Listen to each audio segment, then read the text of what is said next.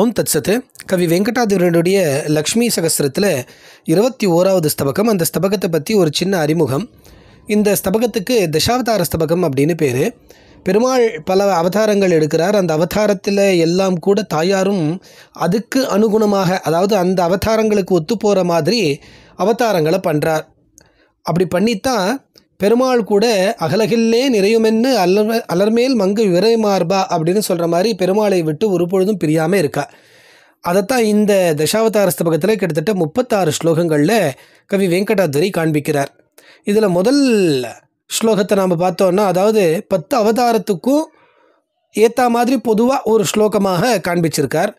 அதுக்கப்புறம் மத்ஸ்யாவதாரத்தில் தாயாரனுடைய பங்கு என்ன அப்படிங்கிறது 3 ஸ்லோகத்துலேயும், கூர்மாவதாரத்தில் தாயாரனுடைய பங்கு என்ன அப்படிங்கிறத ஒரு ஸ்லோகத்துலேயும், வராகாவதாரத்தில் 2 ஸ்லோகத்துலேயும், நரசிம்மாவதாரத்தில் தாயார் பங்கை குறித்து 5 ஸ்லோகமோ, வாமனாவதாரத்தை பற்றி 4 ஸ்லோகமோ, அதே மாதிரி பரசுராம அவதாரத்தை பற்றி 3 ஸ்லோகமோ, ஸ்ரீராம அவதாரத்தை பற்றி 5 ஸ்லோகமோ, பலராம அவதாரத்தை பற்றி 1 ஸ்லோகமோ, கிருஷ்ணாவதாரத்தில் தாயாரனுடைய பங்கு என்ன அப்படிங்கிறது 5 ஸ்லோகத்திலேயும், கல்கி அவதாரத்தில் தாயார் பங்கு என்ன அப்படிங்கிறது 3 ஸ்லோகத்திலேயும், 10 அவதாரங்கள்லேயும் தாயாருடைய பங்கு என்ன அப்படிங்கிறத ஒரு 3 ஸ்லோகத்திலையும் கவி காண்பிச்சிருக்கிறது. ரொம்ப சுவாரஸ்யமான விஷயங்கள். பலவிதமான சந்தஸ்களில், பிராச அனுப்பிராசங்களில் யமகங்கள் எல்லாத்தையும் போட்டு கவி ரொம்ப அழகாக இந்த ஸ்தபகத்தில் தாயாரனுடைய வைபவத்தை, பெருமாளோடு அனுகுணமாக இருக்கும்படியான அந்த வைபவத்தை காண்பிக்கிறார். அது என்னங்கிறத ஒரு ஸ்லோகமாக அனுபவிக்கலாம். ஓம் தத்சத். லக்ஷ்மி சகஸ்திரத்தில் 21வது ஸ்தபகத்தில் முதல் ஸ்லோகத்துக்கான அர்த்தத்தை பார்க்கலாம். இந்த ஸ்தபகத்துக்கு தசாவதார ஸ்தபகம் அப்படின்னு பேர். இந்த முதல் ஸ்லோகத்தில் பொதுவாக 10 அவதாரங்களை பற்றியும் அதில் தாயாரனுடையதான ஒரு அனுகுணமான விஷயத்தை பற்றியும் கவி வர்ணிக்கிறார். தசஸ்வப்யவதாரேஷு தேவோ யத்ரூப சம்ஸ்ரயாத் சாதயாமாச காரியாணி சதாம் தஸ்யை ஸ்ரீயை நமஹா. ஸ்ரீயே நமஹா. அந்த ஸ்ரீதேவிக்கு அடியனுடைய நமஸ்காரங்கள் அப்படின்னு ஆரம்பிக்கிறார். எப்பேற்பட்ட அந்த ஸ்ரீதேவி அப்படின்னு கேட்டால், 10 அவதாரங்களிலேயும் இந்த இடத்துல தசாசு அபி அப்படிங்கிற அந்த அபி சப்தத்தை போடுறார். அதன் மூலமாக என்னென்ன அவதாரங்கள் இருக்கோ அந்த அவதாரங்கள் அனைத்திலேயும் அப்படின்னு அர்த்தம். அப்போ 10 அவதாரங்களும் மட்டும் இல்லாமல் வேறு என்னென்ன அம்ச அவதாரங்கள், பூர்ண அவதாரங்கள் இத்தியாதிகள்னு என்ன இருக்கோ அது எல்லாத்துலேயுமே எந்த வடிவத்தோட பெருமாள் எழுந்தருளினாரோ அந்த வடிவத்தோடு கூட சேர்ந்து தாயார் அந்தந்த காரியங்களை நிறைவேற்றுவதற்காக அவதாரம் பண்ணினாலே அப்பேற்பட்ட தாயாருக்கு அடியனுடைய நமஸ்காரம் அப்படின்னு.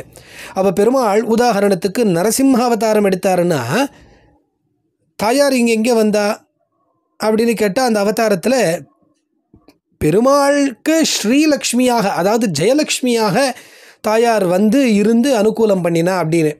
அதே மாதிரி வாமனாவதாரத்தில் அவரும் ஒட்டு பிரம்மச்சாரி. அவர் எங்கே இருந்தா அப்படின்னா தாயார் திருமார்பில் இருந்ததாகவும் அதை மண் தோலினாலே அவர் மறைத்து கொண்டதாகவும் கூட சொல்கிறதெல்லாம் உண்டு. இப்படி பெருமாள் எங்கெங்கெல்லாம் போகிறாளோ அந்தந்த இடத்துல அந்தந்த அவதாரங்களுக்கு தக்கபடி அந்தந்த காரியங்களை வெற்றி அடைய செய்கிறதுக்கு, அதாவது பெருமாளுடைய அவதாரம் பூர்த்தி அடையிறதுக்கு அனுகூலமாக தாயார் இருந்துண்டு அவதாரங்களை பண்ணினாலே அப்பேற்பட்ட தாயாருக்கு நமஸ்காரம்னு சொல்லி தாயாரனுடைய அவதார வைபவங்களை தசாவதாரத்தோடு கூட கவி இங்கே ஒப்பிட்டு காண்பித்து நமக்கெல்லாம் ஆனந்தத்தை கொடுக்கிறார். லக்ஷ்மி சகஸ்திரத்தில் 21வது ஸ்தபகத்தில் 2வது ஸ்லோகத்துக்கான அர்த்தத்தை பார்க்கலாம். தேவி त्वदालब्ध दयारसेन देवेन मात्स्यं वपुराश्रितेन ஆச்சரியமஷ்டஸ்ருதிரப்யனஷ்டஸ்ருதித்வமாபத்யத பத்மஜன்மா. அதாவது இந்த இடத்துல வார்த்தை விளையாட்டு, அதே மாதிரி விரோதாபாச அலங்காரத்தை கவி ரொம்ப அழகாக கையாண்டிருக்கார். அஷ்டஸ்ருதி அப்படின்னு சொன்னால் 8 காதுகள் அப்படின்னு அர்த்தம். பிரம்மாவுக்கு சதுரானனன் 4 தலைகளை உடையவன்னு பேர் பிரசித்தம். 4 தலைன்னு எடுத்துட்டா மொத்தம் 2 காதுன்னு கணக்கு வச்சுட்டோன்னா 8 காது வரும் 4 தலைக்கு. அப்போது அஷ்டஸ்ருதி 8 காதுகளை உடையவன் அப்படின்னு அர்த்தம். இப்போ இந்த 8 காதுகளை உடைய அந்த பிரம்மாவானவன் என்ன ஆச்சு அப்படின்னு சொன்னால் நஷ்ட ஸ்ருதி அப்படின்னு ஆயிட்டார் அவர். அதாவது ஸ்ருதிகளை, வேதங்களை இழந்தவராக ஆயிட்டார் அவர் அப்படின்னு. அப்போது இந்த மத்ஸ்யாவதாரத்தை இங்கே காண்பிக்கிறார். இந்த மத்ஸ்யாவதாரத்தில் தாயாரனுடைய அனுகுணமான விஷயம் என்ன, எப்படி தாயார் அவதாரம் பண்ணினா பெருமாள் கூட அப்படிங்கிறது தான் இங்கே காண்பிக்கிறார். அப்படி காண்பிக்கிற சமயத்தில் இந்த பிரம்மாவானவர் அஷ்டஸ்ருதி 8 காதுகளை கொண்டவர் அப்படின்னு போற்றப்படக்கூடியவர். ஆனால் அந்த பிரம்மாவுக்கு இன்றைக்கி என்ன ஆயிடுத்து? நஷ்ட ஸ்ருதி. ஐயோ, அந்த ஸ்ருதியானது வேதமானது தொலைஞ்சு போச்சு, அதனால் அவரால் படைக்கும் தொழிலை செய்ய முடியல அப்படின்னு. அப்போ அந்த சமயத்தில் பெருமாள் மத்ஸ்யாவதாரம் எடுத்து அந்த வேதங்களை எல்லாம் மீட்டு பிரம்மாவுக்கு கொண்டு கொடுத்து அனஷ்ட ஸ்ருதி அப்படின்னு சொல்லி அவர் ஆக்கிட்டாராம். அனஷ்ட ஸ்ருதினா வேதத்தை தொலைக்காதவன் அப்படின்னு அர்த்தம். அப்போ இந்த இடத்துல விரோதவாசத்தை ரொம்ப அழகாக கவி சாமர்த்தியமாக புகுத்தி அஷ்டஸ்ருதி அப்படின்னு இருக்கிறவன் 8 காதை வச்சுன்னு இருக்கக்கூடியவன் நஷ்டஸ்ருதி, வேதத்தை இழந்தவனாக இருந்தான். இப்போ பெருமாள் அந்த வேதத்தை மீட்டு கொடுத்து அவனை அனஷ்டஸ்ருதி, வேதத்தை இழக்காதவனாக மாற்றிட்டார் அப்படின்னு சொல்லி இந்த இடத்துல அந்த பிரம்மாவுக்கு வேதங்கள் திருப்பி கிடைக்கணுங்கிற அந்த பாக்ய விசேஷமாக மகாலட்சுமி தாயார் பெருமாளோடு கூட அனுகிரகம் பண்ணி அவதாரம் பண்ணினார் அப்படின்னு சொல்லி பாக்கியமாக இந்த இடத்துல காண்பிக்கிறார் தாயாருடைய அவதாரத்தை. லக்ஷ்மி சகஸ்திரத்தில் 21வது ஸ்தபகத்தில் 3வது ஸ்லோகத்துக்கான அர்த்தத்தை பார்க்கலாம். கமலே அப்படின்னு சொல்லி தாயாரை சம்போதனம் பண்ணுறார்.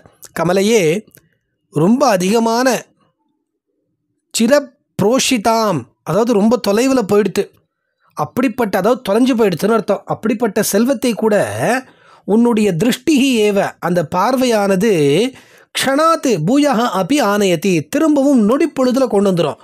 அப்போ தாயாரனுடைய கடைக்கண் பார்வை அப்படிங்கிறது இருந்ததுன்னு சொன்னால் நாம் இழந்த அனைத்து செல்வம் நமக்கு கிடைக்கும். இதுக்கு உதாரணமே யாருன்னா இந்திரன் துர்வாசர்கிட்ட ஏற்பட்ட சாபத்தினால மொத்தத்தையும் இழந்துட்டான். தாயாரனுடைய கடாட்சத்தை பெற்ற உடனே திரும்பவும் 3 உலகங்களுக்கும் அதிபதியாகி எல்லா விதமான செல்வங்களையும் படைத்தான் அப்படின்னு சொல்லி நம்ம கேள்விப்படுற கதைகளில்.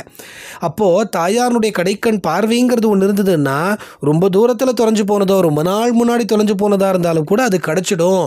அப்படிப்பட்டது தாயாரனுடைய மீன் போன்ற அந்த வெளிகள் அப்படிங்கிறார் இந்த இடத்துல. மீன அவதாரே, மீன் போன்ற அந்த கண்கள். இப்போ இங்கே பெருமாள் என்ன பண்ணுறார்? பிரம்மாவுக்கு வேதங்கள் எல்லாம் தொலைஞ்சு போயிடுது. அதாவது தைத்திய அப்பனீதாம், அசுரனாலே அபகரிக்கப்பட்டது அந்த வேதங்கள். அப்பேற்பட்ட அந்த வேதங்களை இப்போ நம்ம எடுத்துன்னு வரணும் அப்படின்னு சொன்னால் எப்படி அப்படின்னு பெருமாள் யோசிக்கிறார். அப்போ யோசிக்கிறச்ச தாயாரனுடைய இந்த கடைக்கண் பார்வை தானே இழந்ததை எல்லாத்தையும் மீட்டு கொடுக்கும்.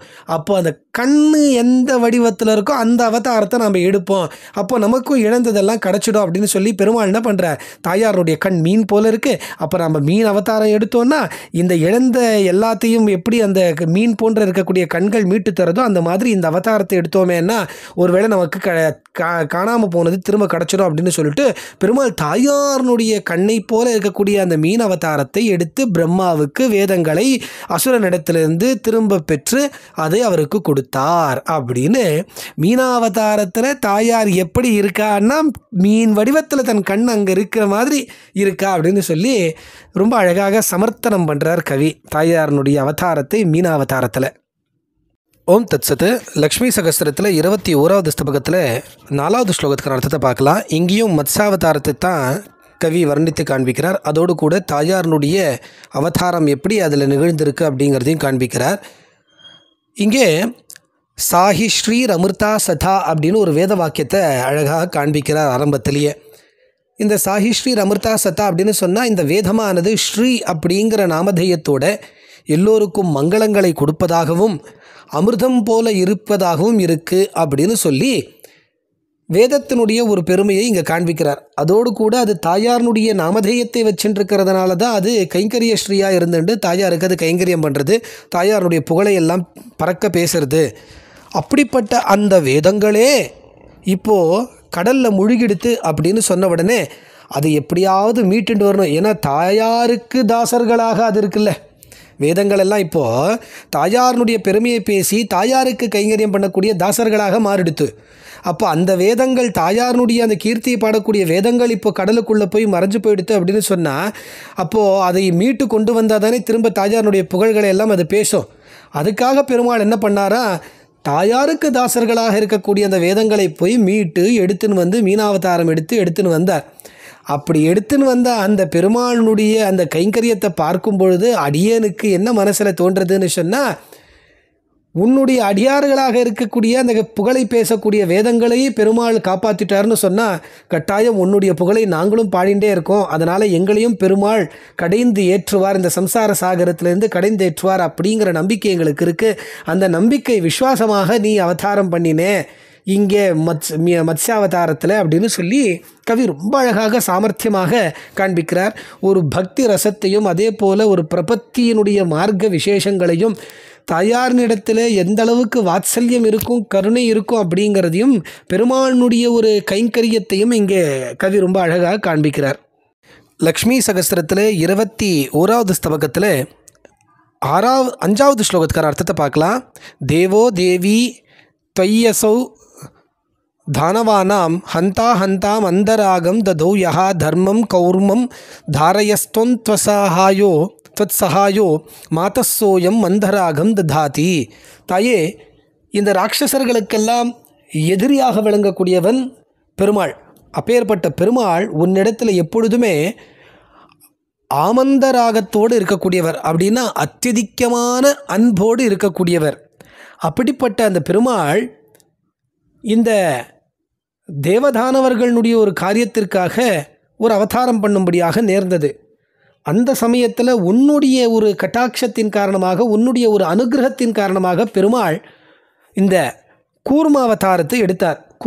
கூர்ம அவதாரம் அப்படின்னு சொன்னால் கௌர்மம். அந்த கூர்ம அவதாரங்கிறது பொதுவாக ரொம்ப மெதுவாக மந்தராக, அதாவது மெதுவாக போகக்கூடியது. இப்படி ஒரு மெதுவாக இருக்கக்கூடியதான ஒரு அவதாரம் பண்ணிட்டாலே நம்மளை அப்படின்னு பெருமாள் நினச்சிண்டு என்னவோ உன் மேலே மந்தராகம், அதாவது குறைச்சலான ஒரு அன்பை வச்சுட்டுருக்காரோ அப்படின்னு இங்கே ஒரு விரோதாபாசத்தை உண்டு பண்ணுறார்.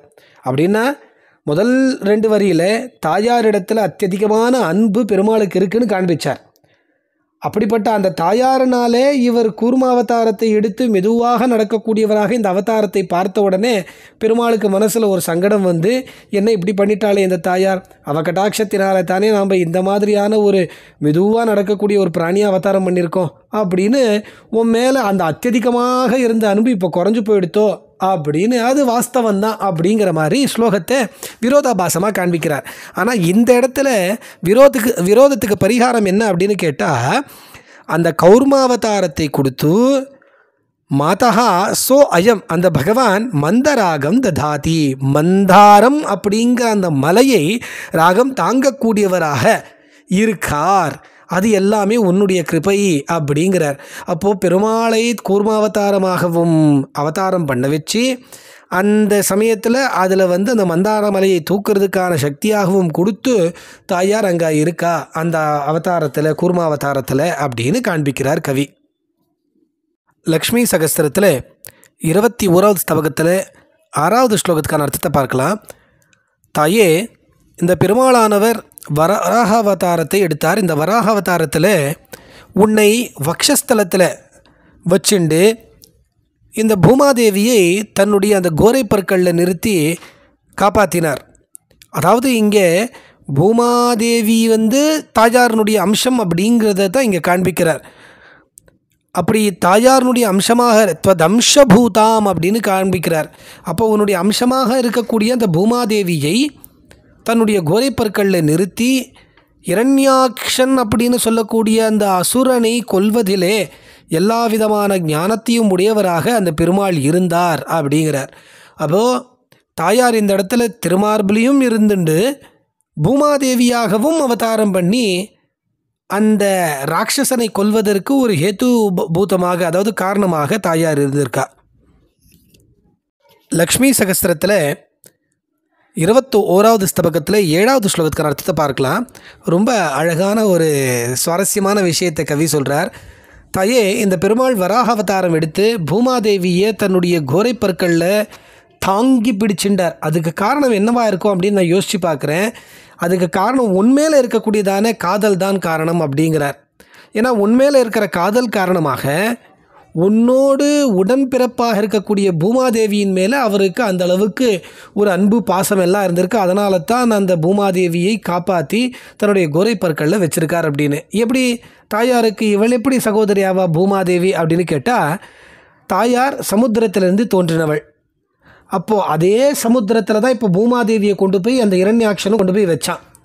அப்போது அந்த பூமாதேவியை சமுத்திரத்துக்குள்ளே வச்சு அந்த பெருமாள் திரும்ப சமுத்திரத்துலேருந்து எடுத்துகிட்டு வந்தாருன்னா சமுத்திரராஜனுடைய வயிற்றில் வச்சுருந்தது தானே அர்த்தம். அப்போ அதே வயிற்றுலேருந்து தாயார் ஸ்ரீதேவி தோன்றினாள்னா இப்போ பூமாதேவி வந்திருக்கா.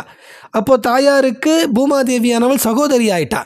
அப்போ ஒரே வயிற்றுலேருந்து பிறந்த காரணத்தினாலே, உன்னுடைய சகோதரிங்கிற அந்த பாவத்தினாலே, அந்த சகோதரிக்கு கஷ்டம் வந்தால் உன் மனசு கஷ்டப்படுமேங்கிறதுனால பெருமாள் ஓடோடி போய் அந்த ஹிரண்யாக்ஷனை கொன்று பூமாதேவியை மீட்டு அவளை ரட்சித்தார்.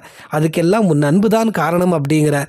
அப்போ இந்த இடத்துல ஸ்ரீதேவி பூமாதேவியாகவும் இருந்துருக்கா அப்படிங்கிறத இங்கே கவி சுவாரஸ்யமாக காண்பிக்கிறார். ஓம் தத் சத்து. லக்ஷ்மி சகஸ்திரத்தில் 21வது ஸ்தபகத்தில் 8வது ஸ்லோகம். இந்த ஸ்லோகத்திலேருந்து நரசிம்மாவதாரத்தில் தாயாரனுடைய பங்கு எப்படி அப்படிங்கிறத கவி ரொம்ப சுவாரஸ்யமாக வர்ணிக்கிறார். அதில் முதல் ஸ்லோகம், பத்மே சக்கரபிருதோ நிருசிம்ப வபுஷா பிரஹ்லாத சம்க்லேஷன க்ரூரா புண்ணிய ஹிரண்ய தேக தனலா வேலாதி வேலோதய ரோஷாக்னிஹி ஷமிதஸ்த்வயா பதபயோ ராஷ்யேக சோஷ்யோபி தத்புத்ரியா சக்தி ருதேதி காரணகதா பிராயேன காரியேஷ்வபி அப்படிங்கிறார்.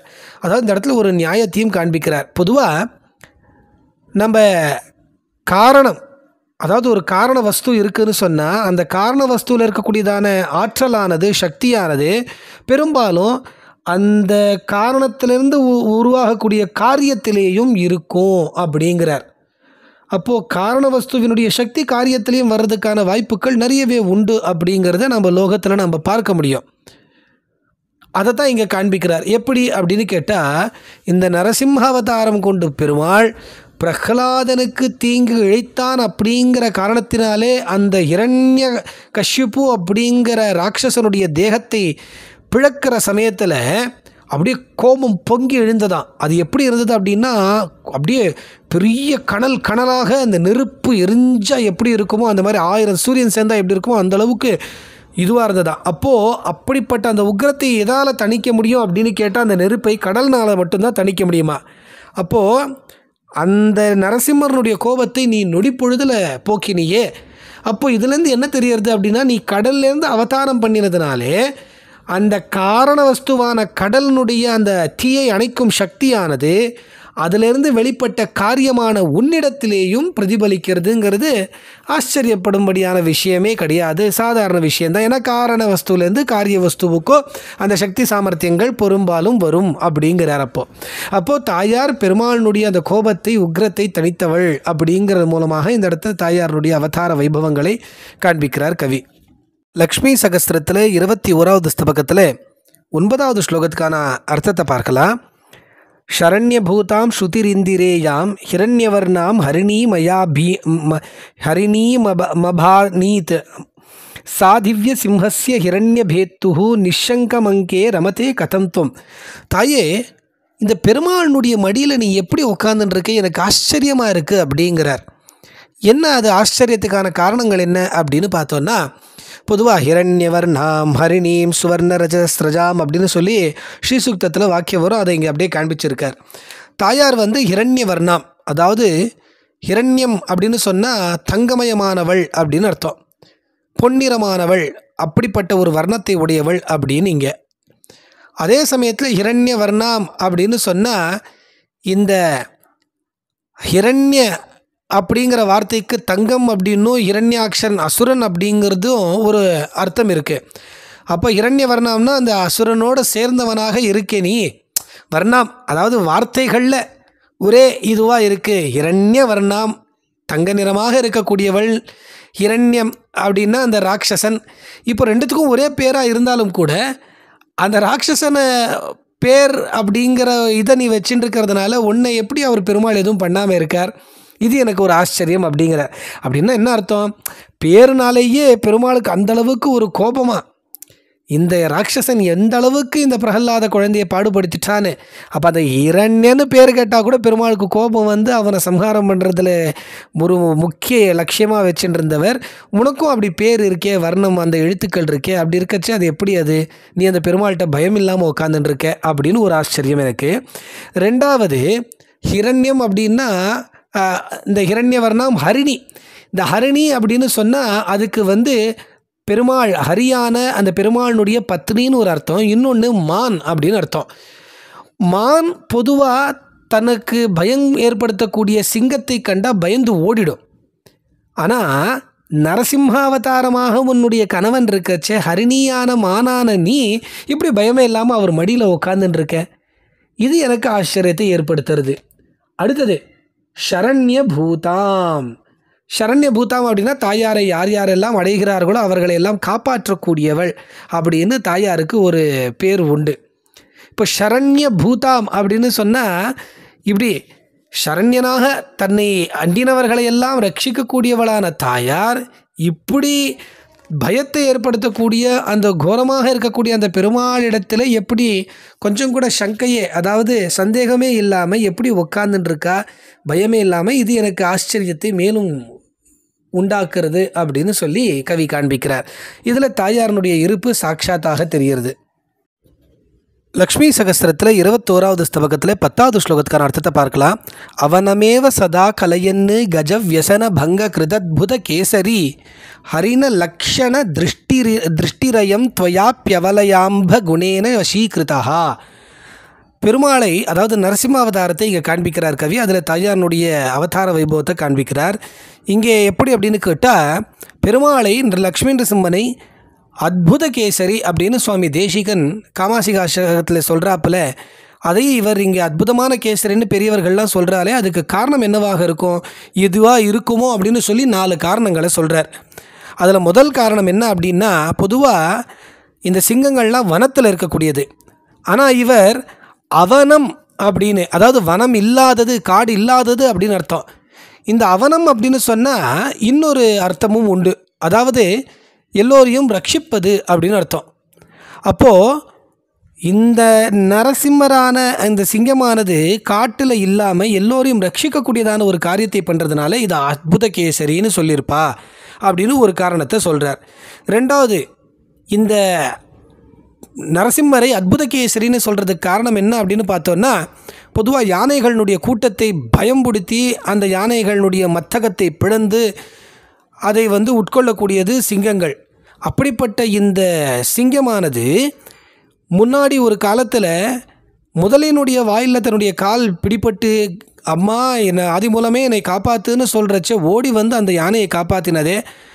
அப்போ சிங்கம் தனக்கு எதிரியாக விளங்கக்கூடிய யானையை காப்பாற்றி அதுக்கு உயிர் கொடுத்தது அப்படின்னு சொன்னால் இது ஆச்சரியத்தை இருக்குது. அதனால் இந்த நரசிம்மரை அத்புத கேசரின்னு சொல்கிறாளோ பெரியவர்கள் அப்படின்னு சொல்லி இன்னொரு ரசமான ஒரு காரணத்தை காண்பிக்கிறார். அதே போல் இன்னொரு காரணம், பொதுவாக சிங்கத்தை பார்த்தா மான்களெல்லாம் பயந்து ஓடும். அப்போ தாயார் மான் போல இருக்கக்கூடியவள். அப்படி இருந்தாலும் கூட அந்த தாயாருக்கு பயத்தை உண்டு பண்ணாமல் அந்த தாயாரை தன் பக்கத்திலே வச்சுட்டுருக்கார் அப்படின்னு சொன்னால் இதுவும் எனக்கு ஆச்சரியத்தை கொடுக்கக்கூடியதாக இருக்குது. அதுக்கப்புறம் பொதுவாக இந்த சிங்கத்தை வசப்படுத்தணும், கட்டுப்படுத்தணும்னு சொன்னால் இரும்பாலான பலவிதமான கூர்மையான ஆயுதங்களை வச்சுட்டு தான் அதை வழிக்கு கொண்டு வரணும். அதுவும் லேசில் வந்துடாது, ரொம்ப கஷ்டம் அதை வசப்படுத்துறதுன்னு. ஆனால் அப்பேற்பட்ட அந்த சிங்கத்தை இரும்பாலான ஆயுதங்கள் எல்லாத்தையும் பயன்படுத்தாமல் வெறும் குணத்தினாலே இந்த தாயாரானவள் கட்டி போட்டாலே. குணம்னு சொன்னால் தாயாரனுடைய குணம் அப்படின்னு ஒரு அர்த்தம், இன்னொன்று நூல் கயிறு அப்படின்னு ஒரு அர்த்தம். இரும்பு முதலான சங்கிலிகளில் கட்டி போட வேண்டிய சிங்கத்தை வெறும் கயிறை கொண்டு தாயார் கட்டி போட்டு வச்சிருக்காளே. அந்த கயிற்றுக்கு இந்த பெருமாள் கட்டுண்டு கிடைக்கிறாரே அப்படின்னும்பொழுது இதுவும் எனக்கு ஆச்சரியம். அதனால தான் என்னவோ பெருமாளை அத்புத கேசரின்னு பெரியவர்கள் சொல்கிறார்களா அப்படின்னு கவி ரொம்ப சுவாரஸ்யமாக நரசிம்மாவதார வைபவத்தை, அதோடு கூட தாயார் எப்படி அவதாரம் பண்ணியிருக்காங்கிறதையும் ரொம்ப சுவாரஸ்யமாக காண்பிச்சார் இந்த ஸ்லோகத்தில். லக்ஷ்மி சகஸ்திரத்தில் 21வது ஸ்தபகத்தில் 11வது ஸ்லோகத்துக்கான அர்த்தத்தை பார்க்கலாம். இங்கே நரசிம்மாவதாரத்தை தான் கவி வர்ணிச்சுருக்கார். அதில் தாயாருடைய அவதார வைபவங்களையும் காண்பிக்கிறார். அப்படி இந்த ஸ்லோகத்திற்கான அர்த்தத்தை நம்ம பார்க்கச்ச, பெருமாள் தாயாருக்கு ஒரு புதுமையான விஷயத்தை காண்பித்து ஆச்சரியப்பட வைக்கணும் அப்படின்னு நினச்சாராம். சரி, என்ன பண்ணலாம் அப்படின்னு யோசிச்சுட்டு இருக்கும்போது, சரி ஹரியக்ஷகா அப்படின்னு நம்ம பண்ணலாமா அப்படின்னு யோசிச்சாராம். அதாவது பசும் மஞ்சள் நிறத்தில் கண் விழிகளை கொண்டவராக இருக்கலாமா அப்படின்னு பார்த்தோன்னா, ஏற்கனவே இது தாயாருக்கு தெரியும். ஹரியக்ஷகா அப்படின்னா சூரிய சந்திரர்களை கண்களாக கொண்டவர் அப்படின்னு. அதனால் இது பெருசாக சுவாரஸ்யத்தை ஏற்படுத்தாது, அது ஒரு புதுமையான விஷயமாக இருக்காது. சரி அப்படின்னா பிரகலாத உபச்சய கரதா அப்படின்னு பண்ணுவோமா? அதாவது பிரஹ்லாதனுக்கு நன்மையை பண்ணும்படியான ஒரு விஷயத்தை பண்ணுற மாதிரி அப்படின்னு பண்ணுவோமா அப்படின்னா இல்லை, அதுவும் வந்து தாயாருக்கு சந்தோஷத்தை கொடுக்காது. ஏன்னு கேட்டால் பிரஹ்லாதா அப்படின்னு சொன்னால் அதிகமான மகிழ்ச்சியை கொடுக்கக்கூடியவர் அப்படின்னு அர்த்தம். அதுவும் வந்து ஏற்கனவே தாயாருக்கு தெரியும். சரி, அப்படின்னா ஹிரண்ய அங்கதத்துவம், அதாவது ஹிரண்யகசிபுவினுடைய உடலை பிளக்கிறது அப்படிங்கிறதான ஒரு ஆச்சரியத்தை ஏற்படுத்தி சொல்லுவோமா அப்படின்னா இல்லை. ஏன்னா ஹிரண்ய அங்கதத்துவம் அப்படின்னு சொன்னால் அதுக்கு இன்னொரு அர்த்தம் தங்கத்தாலான தோளில் போட்டுக்கக்கூடியதான வளை, தோல் வளைன்னு, அதுக்கு பேர் வந்து ஹிரண்ய அங்கதத்துவம்னு. அப்போ அது ஏற்கனவே தாயாருக்கு தெரியும், நான் தோல் வளைகள் எல்லாம் போட்டுன்னு இருக்கக்கூடியவன் அப்படின்னு. அப்போ அதுவும் தாயாருக்கு புதுசாக இருக்காது. வேறு என்ன பண்ணலாம் அப்படின்னா பரமம் விஸ்மயம், ரொம்ப ஆச்சரியத்தை அது ஏற்படுத்தும்படியாக இருக்கணும் அப்படின்னா அபூர்வம் நரசிம்ஹம் ஷரீரம் இஹ ஜாகிரஹே கிம். ஒருவேளை மனிதனும் சிங்கமும் கலந்த ஒரு ஷரீரத்தை, உடலை நாம் எடுத்தோமேயானால் இது இதுவரை நாம் செய்யாத ஒரு புதுமையான முயற்சியாக இருக்கும். அந்த முயற்சியை பார்த்து தாயார் கட்டாயமாக அப்படியே ஆச்சரியத்தில் பூரித்து போய் மிகவும் சந்தோஷப்படுவாள். அப்போ இதுதான் சரி அப்படிங்கிறதுக்காகத்தான் இந்த நரசிம்ம அவதாரத்தை இந்த பெருமாள் எடுத்தாரோ அப்படின்னு ஒரு கேள்வியாக கேட்குறார். இவ்வளோ சுவாரஸ்யம் பாருங்க. நரசிம்ம அவதாரம் பெருமாள் பண்ணார், அது எப்படி ஒரு காவியமாக ஒரு கவிநயத்தோட கவி இங்கே காண்பிக்கிறார்னா எந்த அளவுக்கு சக்தி சாமர்த்தியங்களை கொண்டவராக இருக்கணும் அந்த கவி. லக்ஷ்மி சகஸ்திரத்தில் 21வது ஸ்தபகத்தில் 12வது ஸ்லோகத்துக்கான அர்த்தத்தை பார்க்கலாம். இந்த ஸ்லோகத்தில் நரசிம்ம அவதாரத்தினுடைய வைபவத்தை காண்பிக்கிறார், அங்கேயே தாயாருடைய வைபவத்தையும் காண்பிக்கிறார். தாயே, நீயும் இந்த நரசிம்ம பெருமாளும் ரெண்டு பேரும் ஒரு 3 விஷயத்தின் மூலமாக ரெண்டு பேரும் ஒன்று தான் அப்படிங்கிறத அடியனுக்கு புரியறதுங்கிறார். முதல்ல பெருமாள் ஹிரண்ய தானம் அப்படிங்கிற ஒரு விஷயத்தை பண்ணார். ஹிரண்ய அப்படின்னு சொன்னால் அந்த ஹிரண்யகசிபு அப்படின்னு அர்த்தம், தானம் அப்படின்னு சொன்னால் பிளக்கிறது அப்படின்னு அர்த்தம். அப்போது லோக ரட்சணத்திற்காக, உலகத்தை காப்பாற்றுவதற்காக, பிரஹ்லாதனை காப்பாற்றுவதற்காக அந்த ஹிரண்யாக்ஷனை வதம் பண்ணுறது, தானம் பண்ணுறது, கிழிக்கிறதுங்கிற ஒரு விஷயத்தை பண்ணார். இப்போ நீ அது என்ன பண்ண? நீயும் ஹிரண்ய தானம் பண்ணியிருக்க அப்படின்னா என்ன அர்த்தம்? ஹிரண்யம்னா தங்கம், தங்கத்தை தானமாக பல பேருக்கு நீ கொடுத்து அவர்களை எல்லாம் வாழ வச்சிருக்க. அப்போது இந்த 2 விஷயத்தில் நீங்கள் ஒன்று தான். இப்போது 2வது ஒரு விஷயம் காண்பிக்கிறார், ஹரிதாம் முகே அப்படின்னு. அதாவது ஹரிதாம் முகே அப்படின்னா சிங்கத்தை போல முகத்தை கொண்டவர் அப்படின்னு. இது எப்படி சிங்கத்தை போல முகத்தை கொண்டவர்? பெருமாள் சிங்கத்தை போல தான் முகத்தை கொண்டு இருந்தார், அதனால தான் நரசிம்ம அவதாரம் அப்படின்னு பேராச்சு. அதை வந்து நம்ம பார்க்குறோம். கலஜனான பிரஹ்லாதனுக்கு இந்த நத்ராசமான அபயத்தை கொடுக்கக்கூடியவர் இந்த பெருமாள் அப்படிங்கிறத கலஜனத்ராச அப்படிங்கிற அந்த வார்த்தை மூலமாக காண்பிக்கிறார். இதே விஷயத்தை தாயாருக்கு காண்பிக்கணும் அப்படின்னா ஹரிதா முகே அப்படின்னா தாயார் சிங்கம் போல முகமா அப்படின்னு கேட்டால் எப்படி அப்படின்னு கேட்டால் கல ஜன திராச. கலை அப்படின்னா துஷ்டர்கள்னு அர்த்தம். துஷ்டர்களாக இருக்கக்கூடிய அந்த ஜனங்களுக்கு திராச பயத்தை உண்டு பண்ணக்கூடியவள் தாயார் அப்படின்னு அர்த்தம். அப்போது கெட்டவர்களாக இருக்கக்கூடிய அந்த மனிதர்களுக்கு பயத்தை உண்டு பண்ணக்கூடிய தாயாரானவள் ஹரிதாம் முகே, மஞ்சள் பூசினா போல முகத்தை வைத்து கொண்டிருக்கிறாள் அப்படின்னு ஒரு அர்த்தத்தையும் இங்கே காண்பிக்கிறார். அப்போது ஹரிதாம் முகேங்கிறது நரசிம்மருக்கும் வருது, தாயாருக்கும் வருது. 3வதாக பெருமாள் யானை முதலான மிருகங்களையே பயப்படும்படியாக செய்யக்கூடிய உக்ரமான ஒரு பார்வையை கொண்டவர் அப்படின்னு. அதை வந்து அநேக பாபஹரண அப்படிங்கிற அந்த வார்த்தையை அநேகப அபஹ ரண அப்படின்னு காண்பிக்கிறார்.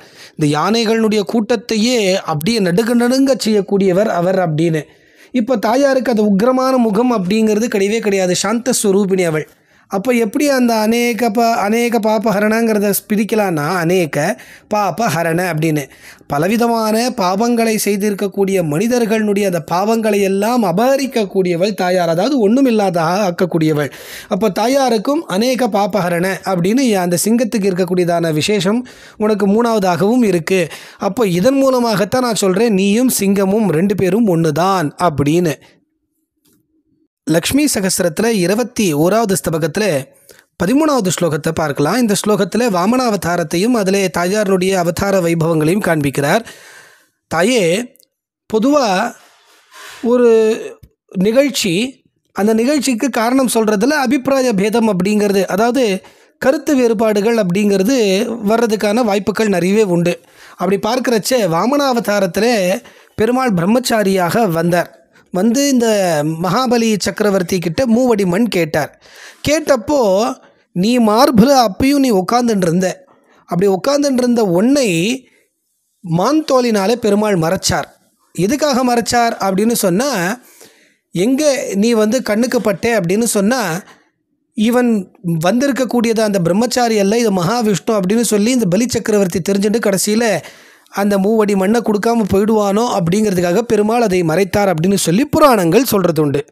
அப்போ புராணத்தினுடைய மதத்தின்படி, அதாவது அவர்களுடைய ஒரு கூற்றுப்படி, பெருமாள் பலி சக்கரவர்த்திக்கு தான் வந்து மகாவிஷ்ணுன்னு தெரியக்கூடாதுங்கிற காரணத்தினாலே மார்பில் இருக்கக்கூடிய மகாலட்சுமி மான்தோலினாலே மறைத்தார் அப்படின்னு சொல்கிறார்.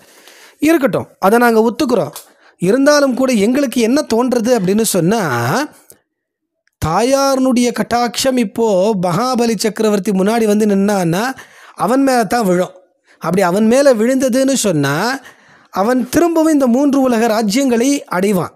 அப்படி அடைஞ்சிட்டான்னு சொன்னால் தான் வந்த காரியம் என்ன ஆகும்? கெட்டுத்தான் போகும்.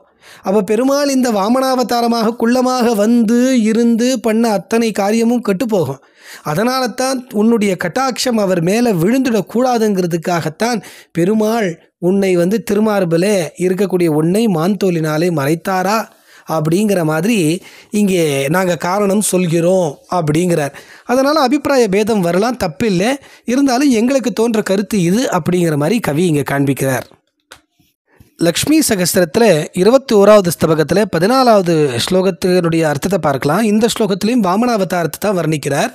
தாயே, பெருமாள் வாமன ரூபமாக ஒரு பிரம்மச்சாரியாக அவதாரம் பண்ணினார். அந்த சமயத்திலையும் கூட ஒளிவு மறைவாக உன்னை வச்சுட்டு இருந்தார் அப்படின்னா எதனால்?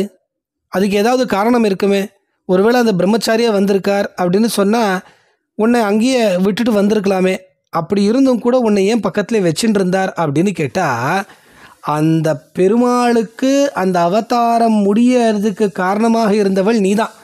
ஏன்னா உன் கடாட்சம் இருந்தால் தான் பெருமாளுக்கே 3 அடி மண் கிடைக்கும். அப்படி உன் கடாட்சம் இல்லைன்னு சொன்னால் பெருமாளுக்கு யார் தான் பிச்சை போடுவா? ஒருத்தரும் போட மாட்டா. அப்போ அது பெருமாளுக்கு அந்த 3 அடி மண் கிடைக்கணும். அதுக்கப்புறம் அவர் வந்து கடகடகடான்னு பெருசாக வளர்ந்து திரிவிக்ரமனாக வளர்ந்து எல்லாத்தையும் அளக்கணும் அப்படின்னு சொன்னால் அதுக்கு உன் கடாட்சம் தேவையாச்சு அவருக்கு. அப்போது உன் கடாட்சம் தேவைங்கிறதுனால தான் அவர் பிரம்மச்சாரியாக வந்தாலும் ஒரு வட்டுவாக இருந்தாலும் கூட உன்னை மார்பில் வச்சுட்டே வந்தார். அதனால தானே தவிர வேற ஒன்றும் இல்லை. அப்போ உன் துணை இல்லாமல் பெருமாளுக்கு எதுவும் நடக்காது, எதுவும் பண்ண முடியாது அப்படிங்கிறது இந்த இடத்துல காண்பிக்கிறார் கவி. லக்ஷ்மி சகஸ்திரத்தில் 21வது ஸ்தபகத்தில் 15வது ஸ்லோகத்துக்கான அர்த்தத்தை பார்க்கலாம். தாயே, உன்னை தியானிக்கிறவா பாவிகளாக இருந்தாலும் கூட அவள் பரிசுத்தமாக மாறிடுவா அப்படின்னா என்ன அர்த்தம்? அந்த பாவிகளினுடைய எல்லா விதமான பாவங்களையும் நீ எடுத்துண்டு அவர்களை மன்னித்து அவர்களுக்கு உயர்ந்ததான விஷயத்தை நீ கொடுக்கிறாய் அப்படிங்கிறார். அதனால தான் என்னவோ இந்த வாமன ரூபியான பெருமாளுக்கு நீ எல்லாத்தையும் கொடுத்த அப்படிங்கிறார். எப்படி வாமன பெருமாள் வந்து ஒரு பாவி அப்படின்னு சொல்ல முடியும் அப்படின்னு கேட்டால், அதுக்கு அழகான வார்த்தைகளை கொண்டு கவி சமர்த்தமாக காண்பிக்கிறார். குப்பிரதிகிரகம், ஒருத்தன் தீயவர்கள்கிட்டே இருந்து பொருட்களை தானமாக பெற்றான்னு சொன்னால் அது ஒரு குற்றம். அப்போது வாமனர் ஒரு பெரிய குற்றவாளியாக இங்கே தெரிகிறார். 2வது விருத்தி அப்படின்னு சொன்னால் வட்டிக்கு விட்டு பிழைக்கிறது அப்படின்னு அர்த்தம். ஆனால் இங்கே வாமனர் விருத்தி அப்படின்னு காண்பிக்கிறச்ச அவர் வளர்ந்ததுன்னு அர்த்தம். அதாவது திரிவிக்ரமனாக வளர்ந்ததுன்னு. அப்போது இவர் விருத்தி தொழிலை செய்கிறார், அதாவது பணத்தை வட்டிக்கு விட்டு பிழைக்கிறார் அப்படிங்கிறது அது ஒரு குற்றம் வாமனர் மேலே. அடுத்தது கோத்ரக்னன் அப்படின்னு, அதாவது கோத்ரக்னன்னு சொன்னால் மலைகளை எல்லாம் பிளந்தவன் அப்படின்னு இந்திரனுக்கு பேர். இங்கே வாமனர் கோத்ரக்ன அப்படிங்கிறார். அதாவது வாமனர் இந்திரனுடைய தம்பி, அப்படி சகோதரங்கிற மாதிரி. ஏன்னா இந்திரஜித்து அந்த பெருமாளுக்கு உபேந்திரஹான்னு ஒரு பேர் உண்டு. அப்போது இந்த கோத்ரக்னன் வாமனர் கோத்ரக்னர் ஆயிடுறார். அதாவது குலத்தை எல்லாம் பிளந்தவராக, குல கோத்திரம் இல்லாதவராக, தாழ்ந்தவராக அப்படின்னு ஆயிடுறார். அதுக்கப்புறம் அவர் வந்து பிரம்மச்சாரியே கிடையாது.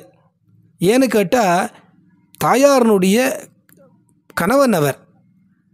இந்த அவதாரத்தில் வட்டு மாதிரி வெளிவேஷம் போட்டுண்டு வந்திருக்கார். அப்போ இது ஒரு குற்றம். 5வது, தனக்கு யார் உதவி பண்ணானோ அவனையே தள்ளி அமுக்கிறது அப்படிங்கிறது ஒரு கெட்ட குணம். அது இவர்கிட்ட இருந்தது. இப்படி 5 விதமான தோஷங்கள் இருந்தாலும் கூட தாயாரை தன்னுடைய மார்பில் வச்சுண்டாருங்கிற ஒரே ஒரு சின்ன காரணத்திற்காக இவருக்கு அந்த குற்றங்களெல்லாம் போய் 3 உலகங்களும் கிடைத்து அந்த அவதாரத்தினுடைய முக்கிய விசேஷமாக பலி சக்கரவர்த்தியை பூமிக்கு தள்ளி தன்னுடைய அவதாரத்தை பூர்த்தி பண்ணிட்டார். அப்போ அந்த அவதாரத்தினுடைய பூர்த்தி அடையிறதுக்கு காரணமாக இருந்தவள் தாயார் அப்படின்னு இந்த இடத்துல காண்பிக்கிறார் கவி. வாசஸ்தே க்வவடோ குஹா ஸ்வசனமப்யாகாங்ஷிதம் தே கனம் மாம் ஜானீஹ்யகநாசநாதரமயே கிம் தே விவாஹே ஸ்பிருஹா மாஸ்திரீ மே திஷகாம் பதத்ரயிமிதாம் லோகத்ரயீ சா மம இத்யுக்தீர் திவ்யவடோர் நிஷம்ய ததுரஸ்யம்பத்வயா சிஸ்மயே. லக்ஷ்மி சகஸ்ரத்தில் 21வது ஸ்தபகத்தில் 16வது ஸ்லோகம்.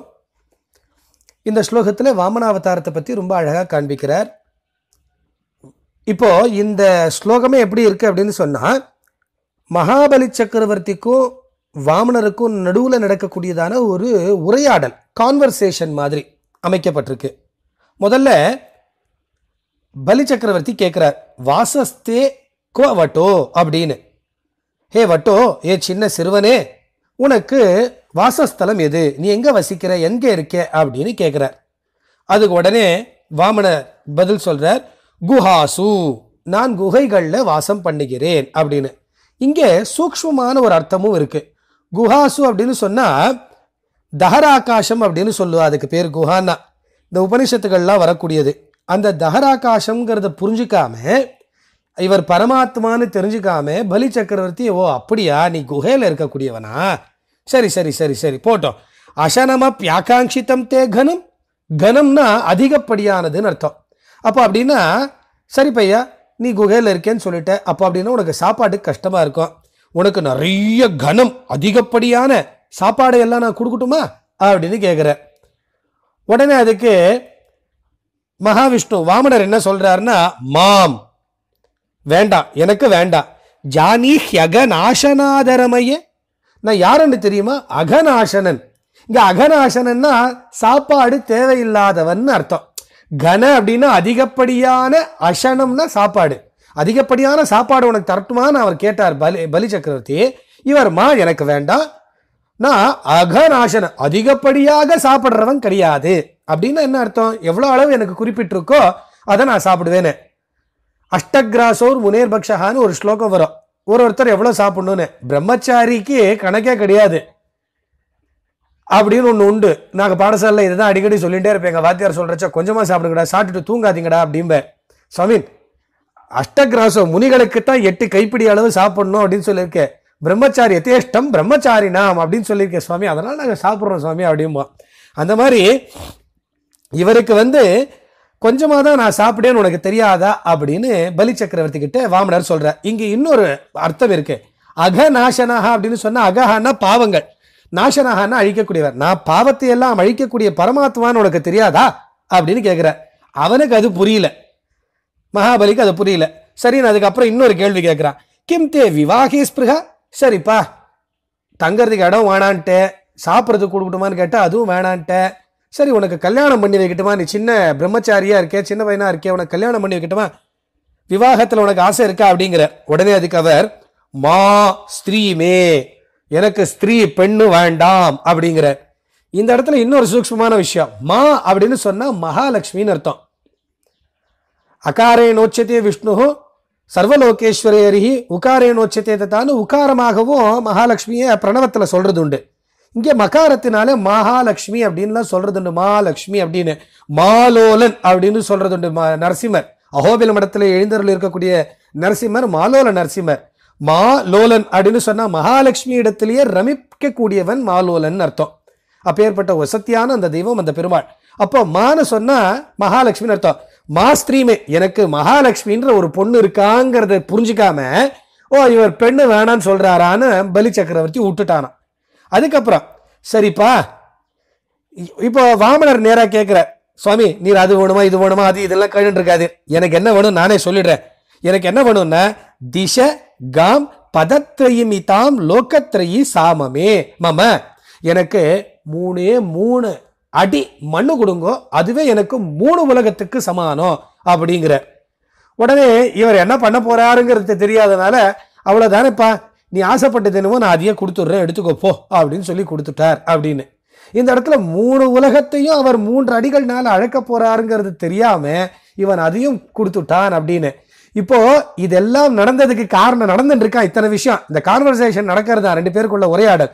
அதை எல்லாத்தையும் கேட்டு இருக்கிற மகாலட்சுமிக்கு இவர் சொல்ற அர்த்தம் என்னன்னு புரிஞ்சு போச்சு. பெருமாள் சொல்ற அர்த்தத்துல என்ன அர்த்தத்துல சொல்றாரு அதை புரிஞ்சா அவன் சும்மா இருப்பாளா? அச்சோ மண்டு மண்டு மகாபலி சக்கரவர்த்தி இவர் என்ன சொல்லிட்டு இருக்கார், நீ என்ன புரிஞ்சுக்கிற நீ, அச்சோ ராமா ஒரே சிரிப்பா இருக்கு அப்படின்னு சொல்லிட்டு தாயார் சிரிச்சுட்டு இருக்காளா உள்ளுக்குள்ள உட்காந்துண்டு. விவாக இவா 2 பேர் பேசிக்கிறத கேட்டுட்டு தாயார் சிரிச்சுட்டு இருக்கா அப்படின்னு. அப்போ தாயார் அந்த இடத்துல சாநித்தியமா இருந்துட்டு மறைஞ்சா உட்காந்துட்டு இந்த கான்வர்சேஷனை கேட்டுட்டு சிரிச்சுட்டு இருக்கா அப்படிங்கிறத காண்பிக்கிறார். அப்போ பெருமாள் சாட்சாத் யாருன்னு சொல்றார், ஆனா அதை அவரால் நம்ப முடியல, அதை புரிஞ்சுக்கிற அளவுக்கு அவனுக்கு சக்தி சாமர்த்தியம் இல்லை அப்படிங்கிறது தான் இங்க மகாபலிக்கு. அதனால அவன் கடைசியில எல்லாம் ஒண்ணும் இல்லாம போயிடுத்து அப்படின்னு. ஸ்ரீமான் நிஸ்வ இவைஷ வாமன தனு பிரத்யக்ரஹீதா கிரஹீத்காம் கிருதா வித்தம் துக்த பயோதிஜே தவ பரிஹாசோக்தி பிர்லஜ்ஜிதா அம்சேனார்பித சந்நிதிர் பிருகுபதோ பூர்வாவதாரார்ஜிதா தாமேனா புனரத்வரே ச பகவான் நூனம் ததாவிருத்விஜே. லக்ஷ்மி சகஸ்ரத்துல 21வது ஸ்தபகத்துல 17வது ஸ்லோகம். இங்கே பரசுராம அவதாரத்தை காண்பிக்கிறார். தாயே, இந்த பெருமாள் பணக்காரனா இருந்தாலும் கூட, ஸ்ரீமான் அவர் இருந்தாலும் கூட, ஏழை போல தரித்திரனாக வந்து குள்ள உருவத்துல வந்து யாக பூமிக்கு போய் பசுவை இந்த பூமியெல்லாம் தானமாக வாங்கினார். இதெல்லாம் போய் ஒரு கெட்டவன் கிட்ட போய் வாங்கினேளே அப்படின்னு சொல்லி நீ பரிகாச உக்திபிகி, நீ பரிகாச வார்த்தைகள் எல்லாம் பேசின பெருமாளை பார்த்து. சச்சா, ஒரு கெட்டவன் கிட்ட போய் வாங்கலாமா, அதுவும் போய் ஸ்ரீமானா பணக்காரனா இருக்கிற ஒரு நீர் ஒரு வேஷம் போட்டுட்டு என்னை மறைச்சுண்டு போய் ஒரு இடத்துல போய் நின்றுட்டு யாச்சகம் கேட்டு நிக்கிறேன், வெக்கமா இல்லை உங்களுக்கு அப்படின்னு சொல்லி நீ அவரை பரிகாச வார்த்தைகள்னால சொன்ன. அதனால லஜ்ஜிதா வெட்கப்பட்ட அவர் என்ன பண்ணார், வாங்கினது எல்லாத்தையும் திருப்பி கொடுத்துடணும், இனி நமக்கு அந்த கெட்ட பேரே வரக்கூடாது, தாயார் நம்மளை வந்து ரொம்ப இன்சல்ட் பண்ணிட்டா அப்படின்னு சொல்லி நீர் என்ன பண்ணீர், பிருகுபதோ பிருகு வம்சத்து தலைவனாக பரசுராமனாக நீர் அம்சாவதாரமாக வந்தீர். வந்து என்ன பண்ணீர், பூர்வ அவதார அர்ஜிதா, முன் அவதாரத்துல நீர் எதெல்லாம் சம்பாதிச்சீரோ, வெறும் ரூபா அதீத மட்டுமா சம்பாதிச்சீர், 3 உலகத்தையும் மட்டும் சம்பாதிச்சு தாயார்கிட்ட கெட்ட பேரையும் சம்பாதிச்சீர்.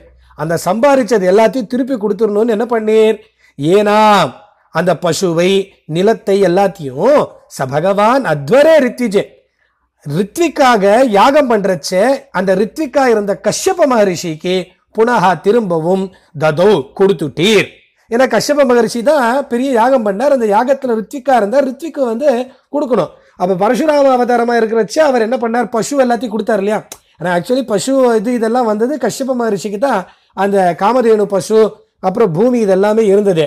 அவர்கிட்ட இருந்து தான் பலாத்தை பிடிங்கிட்டு போனா அந்த பசுவையும் அதையும் நம்ம கதைகள்லாம் படிச்சிருக்கோம். அப்போ அது ஏற்கனவே போன அவதாரத்துல வாமனரா வந்து வாங்கினத அது கெட்ட பேர் வந்து தாயார் சிரிச்சு இது பண்ணதுனால கேலி பண்ணதுனால இந்த அவதாரத்துல அது எல்லாத்தையும் ரிட்டர்ன் பண்ணிட்டீர் நீர், எனக்கு இது வேண்டாம் எனக்கு கெட்ட பேர் வந்துருத்துன்னு. அப்ப பூர்ண முன் அவதாரத்துல பண்ணதை இந்த அவதாரத்தை நீர் முடிச்சுட்டீர், அதை தீர்த்துட்டு நல்ல பேர் எடுத்துட்டீர் நீர் அப்படின்னு சொல்லி இங்கே பரசுராம அவதாரத்தினுடைய ஒரு விசேஷத்தை காண்பிக்கிறார். பாஹா கல்பே பிருகுகுல பதேர் வஜ்ர கல்பே குட்டாரே சங்கிராமேஷு த்ரியுக சகிதே சந்நிதானம் பஜந்த்யாஹ குரோதோன்மேஷ க்ஷபித விமத க்ஷோணிப ஸ்ரேணி லக்ஷ கிரீவோத்தா சுக்ருஸ்ருணமஸ்ருணம் காத்ரமத்யர்த்த சோணம். லக்ஷ்மி சகஸ்ரத்தில் 21வது ஸ்தபகத்தில் 18வது ஸ்லோகம். பரசுராம அவதாரத்தில் தாயாருடைய சாநித்தியத்தை காண்பிக்கிறார். திரியுக சகி, 3 யுகங்கள் 3 யுகனின் தோழி அப்படிங்கிறார். இங்க திரியுகான்னு பெருமாளுக்கு ஒரு திருநாமம் உண்டு. அந்த பெருமாளுக்கு தோழியாக இருக்கக்கூடியவளே. பிருகுகுலபதேஹே, பிருகு வம்சத்துல தோன்றின இந்த பரசுராமர் இருக்காரே, அவர்களுடைய பாஹா கல்பே வஜ்ரகல்பே குட்டாரே, தோளுக்கு ஒரு ஆபரணம் மாதிரி இருக்கக்கூடியதும் வஜ்ராயுதம் போன்று இருக்கக்கூடியதுமான அந்த கோடாலியில சங்கிராமே சன்னிதானம் பஜந்தியாகா, யுத்த சமயங்கள்ல நீ சாநித்தியத்தை, அதாவது உன்னுடைய இருப்பை நீ அதுல காமிச்ச. அப்போ தாயார் எங்க இருந்தா பரசுராம அவதாரத்துலன்னு சொன்னா அவருடைய கோடாலியில வீரலட்சுமியாக இருந்தா. தே காத்திரம், உன்னுடைய திருமேனி, அதாவது அந்த கோடாரியில நீ சாநித்தியத்தோட இருக்கும்பொழுது என்ன ஆச்சுன்னா, குரோத உன்மேஷ க்ஷபித விமத க்ஷோணீப க்ஷேணி லக்ஷ கிரீவ உத்த அசக கிருஷ்ணம் அசுரணம். இந்த கோபத்தினாலே எதிரிகளை எல்லாம் அவர் வரிசையா நிக்க வச்சு அவளுடைய கழுத்தை எல்லாம் அப்படியே வெற்றச்சு அவ கழுத்துல இருந்து பீரிட்டு கிளம்புற அந்த ரத்த பீச்சு என்ன ஆறுது, அப்படியே அந்த கோடலியில பட்டு கோடலியெல்லாம் செருப்பாருது, அது சிகப்பாருது. அந்த சிகப்பாருது என்ன ஆறுதுன்னா, ஏதோ உனக்கு குங்குமத்தினாலே அபிஷேகமோ அர்ச்சனையோ பூசின மாதிரி இருக்கு அப்படின்னு. ஏன்னா மகாலட்சுமி அங்க வீரலட்சுமியா தானே உட்காந்துட்டு இருக்கா தாயார் அந்த கோடலியில. அப்ப கழுத்தை வெட்டுறச்சா அதெல்லாம் ரத்தம் தெரிக்கும் இல்லையா? அப்ப அது தெரிக்கிறச்சா அதை எப்படி சொல்றாருன்னா, உனக்கு குங்கும பூச்சினால அபிஷேகம் பண்ண மாதிரி இருக்கு, அது மிகவும் சிவந்து போய் ரொம்ப அழகாக இருக்கு அப்படின்னு காண்பிக்கிறார். அப்ப தாயாருடைய சாநித்தியம் வீரலட்சுமியாக பரசுராம அவதாரத்தில் அவருடைய கோடரில இருந்ததுங்கிறது இங்க காண்பிக்கிறார். பிப்ராணே ஸ்வதிதிம் சமித்தரணதோ மன்யு பிரபோஷக்ஷமம் லோகே சாஸ்திர விசக்ஷணே நிருபகுலே ஜ்யாகர்ம சம்ஸ்தாகரே பேஜாதேனனு துர்கடார்த்த घटिनि தத்வீக்ஷணாத் பார்கவே சாமானாதிகரண்யமர்ணவசுதே பிராமண்ய ராஜன்யதே. லக்ஷ்மி சகஸ்திரத்தில் 21வது ஸ்தபகத்தில் 19வது ஸ்லோகம். இங்கே பரசுராம அவதாரத்தை காண்பிக்கிறார். இங்கே ஒரு விசேஷமான ஒரு விஷயத்தை தெரியப்படுத்துறார். இந்த பரசுராம அவதாரம்ங்கிறது 2 சேராத சேர்க்கையில் இருக்கக்கூடியது. என்னென்ன அப்படின்னு கேட்டா, பிராமணியமோ க்ஷாத்திரமோ சேர்ந்தது அப்படிங்கிற. பிராமணியமோ க்ஷௌரமோ, அதாவது க்ஷாத்திரமோ சேரவே சேராதது. ஏன்னா பிராமணியங்கிறது அமைதி கோபத்தை எல்லாம் இல்லாதது, கட்டுப்படுத்துறது, இப்படிப்பட்ட விஷயம். அதே க்ஷாத்திரியம் க்ஷௌரம் அப்படின்னு சொல்றது வீரம் பௌருஷம் பராக்கிரமம் இத்தியாதி விஷயங்கள் எல்லாத்தையும் பண்றது. இது ரெண்டும் சேரவே சேராது, ஆப்போசிட்டா இருக்கக்கூடியது. ஆனா இது ரெண்டுமே சேர்ந்து இருக்குன்னு சொன்னா அகட்டித அர்த்த கட்டினி, சேராத விஷயங்கள் எல்லாத்தையும் சேர்க்கக்கூடியவள். துர்கட்டார்த்த கட்டினின்னு சொல்றா இல்லையா, அதுதான் சேராத விஷயத்தை சேர்க்கக்கூடியவள் தாயார். இப்போ 2 விஷயத்தை காண்பிக்கிறார். பிராமணியம்னா எப்படி இருக்கும், க்ஷத்ரியம்னா எப்படி இருக்கும், இது ரெண்டுத்தையும் ஒன்னா வச்சுட்டு ஒரே பதங்களை பிரயோகப்படுத்தி காண்பிக்கிறார். ரொம்ப சாதாரணமா இந்த விஷயத்தை காண்பிக்க முடியாது. நல்ல வியாக்கரண சாமர்த்தியமோ பத பிரயோகமும் தெரிஞ்சவாளால மட்டும்தான் பண்ண முடியும். அதை கவி வெங்கடாதுரையினால தான் முடியும். அவர் தான் இந்த பிராமணத்துக்கும் ஒரே பதத்தையும் க்ஷாத்திரத்துக்கும் ஒரே பதத்தையும் போட்டு ரெண்டுத்துக்கும் ஒரே மாதிரியான அர்த்தத்தை காண்பிக்கிறார். இப்போ முதல்ல ஒரு வார்த்தைகளை பார்ப்போம். சமிதாரணதாக பிராமணியம்னு சொன்னா என்ன, அவ கோடாரி சின்னதா ஒரு கோடாலி வச்சுட்டு இருப்பா. அது என்ன பண்ணுவா அப்படின்னு கேட்டா, சமிதாரணதாக பெரிய யாக யஜ்யங்கள்லாம் பண்ணணும். அதுக்கு சமித்துகள் புரசை குச்சி இதெல்லாத்தையும் சேகரிக்கணும். அப்போ அதை சேகரிக்கணும்னா அதை வெட்டி எடுத்துன்னு தான் வரணும். அதுக்கு கோடாரியை வச்சுட்டு இருப்பா. சமிதாரணத்துக்கு அவ வச்சுட்டு இருப்பா. அதே இந்த ராஜாக்கள்லாம் எதுக்கு வச்சுட்டு இருப்பா க்ஷாத்திரத்துல அப்படின்னு சொன்னா, சமித் ரணதஹா அப்படின்னு அந்த பதத்தை பிரிக்கிறார். சமித் ஹரணதஹான்னு சொன்னா சமித்தை கொண்டு வந்து யாகத்துக்காக பயன்படுத்துறது.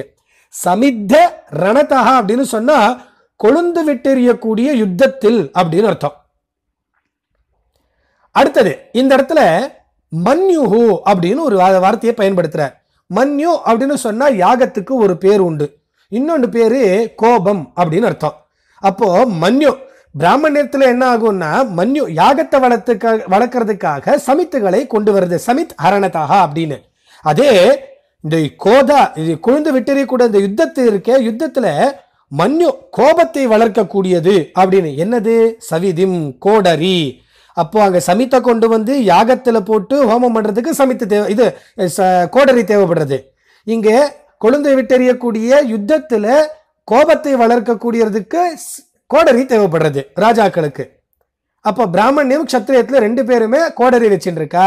ஆனா 2 பேருடைய உபயோகமும் வேற வேற. அதுக்கப்புறம் சாஸ்திர விசக்ஷனே, லோகே சாஸ்திர விசக்ஷனே அப்படின்னு. இந்த இடத்துல லோகே சாஸ்திரம் அப்படின்னு சொன்னா சாஸ்திரங்களை எல்லாம், விசக்ஷனேன்னா வல்லுநர்கள், பிராமணர்கள். பிராமணியம்ங்கிறது என்ன? எல்லா விதமான சாஸ்திரங்களையும் நன்றாக தெரிஞ்சுட்டு அதை லோகத்தில் இருக்கிறவாளுக்கெல்லாம் சொல்லிக் கொடுப்பா, எல்லாத்தையும் பண்ணுவா. இது க்ஷாத்ரியத்துக்கு அரசர்களுக்கு சொல்றச்ச லோகேஷ அஸ்திர விசக்ஷனே அப்படின்னு.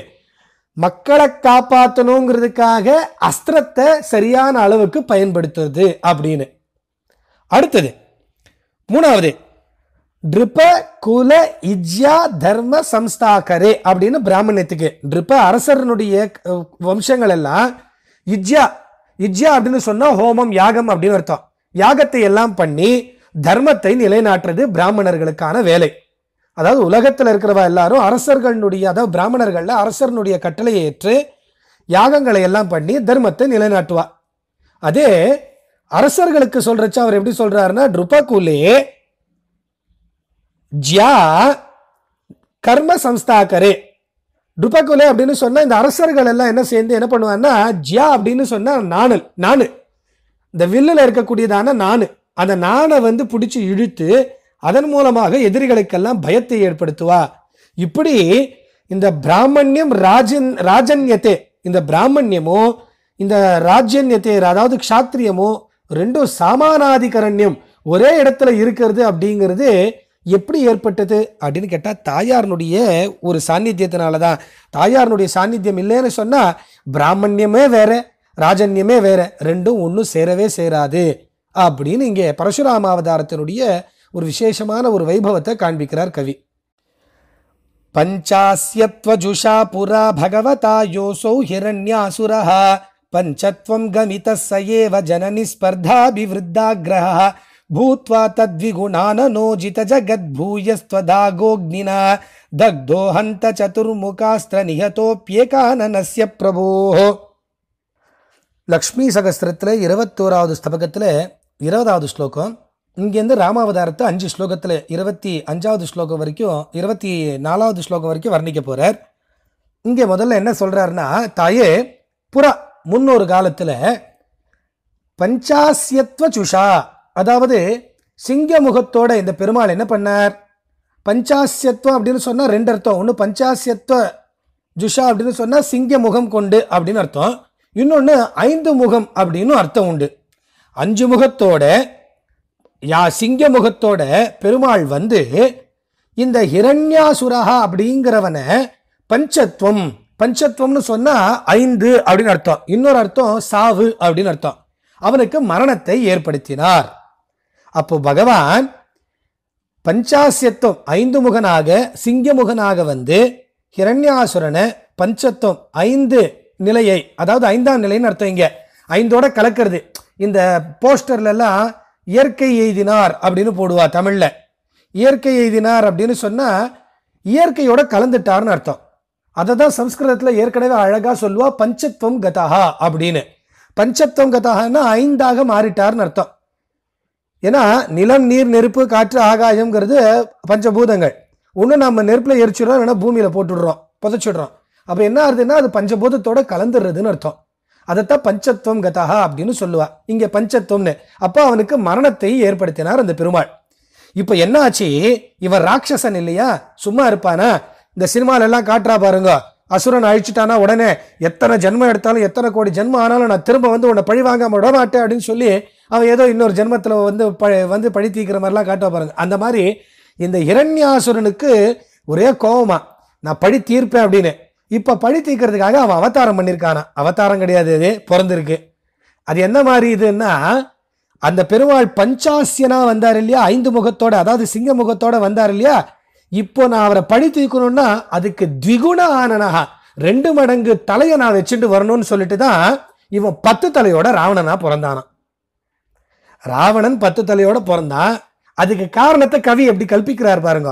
சிங்கமுகம் அப்படிங்கிறத சொல்லி அது 5 முகம்னு காமிச்சு 5 முகமாக இருந்த ஹிரண்யாசுரன் கொன்னு, இப்போ அந்த ஹிரண்யாசுரன் தான் இங்கே 10 தலையோட தன்னை கொன்ன அந்த 5 தலை சிங்கத்தை நான் விடக்கூடாது, 5 தலையோட வந்த அந்த சிங்கத்தை விடக்கூடாதுன்னு இப்ப நான் அதுக்கு பதிலா 10 தலையோட வரேன்னு சொல்லி வந்திருக்கானா. பார்த்தார் பெருமாள். ஆனா இப்ப அவர் என்ன பண்ணிருக்கார், ஏகானனஹா, ஒரே ஒரு முகத்தோட ராமனா அவதாரம் பண்ணியிருக்கார். இப்ப என்ன ஆச்சு? இந்த ஏகானனஹா, ஒரே முகத்தோட வந்த ராமன் 10 தலை ராவணனை அழிச்சுட்டார் அப்படின்னு.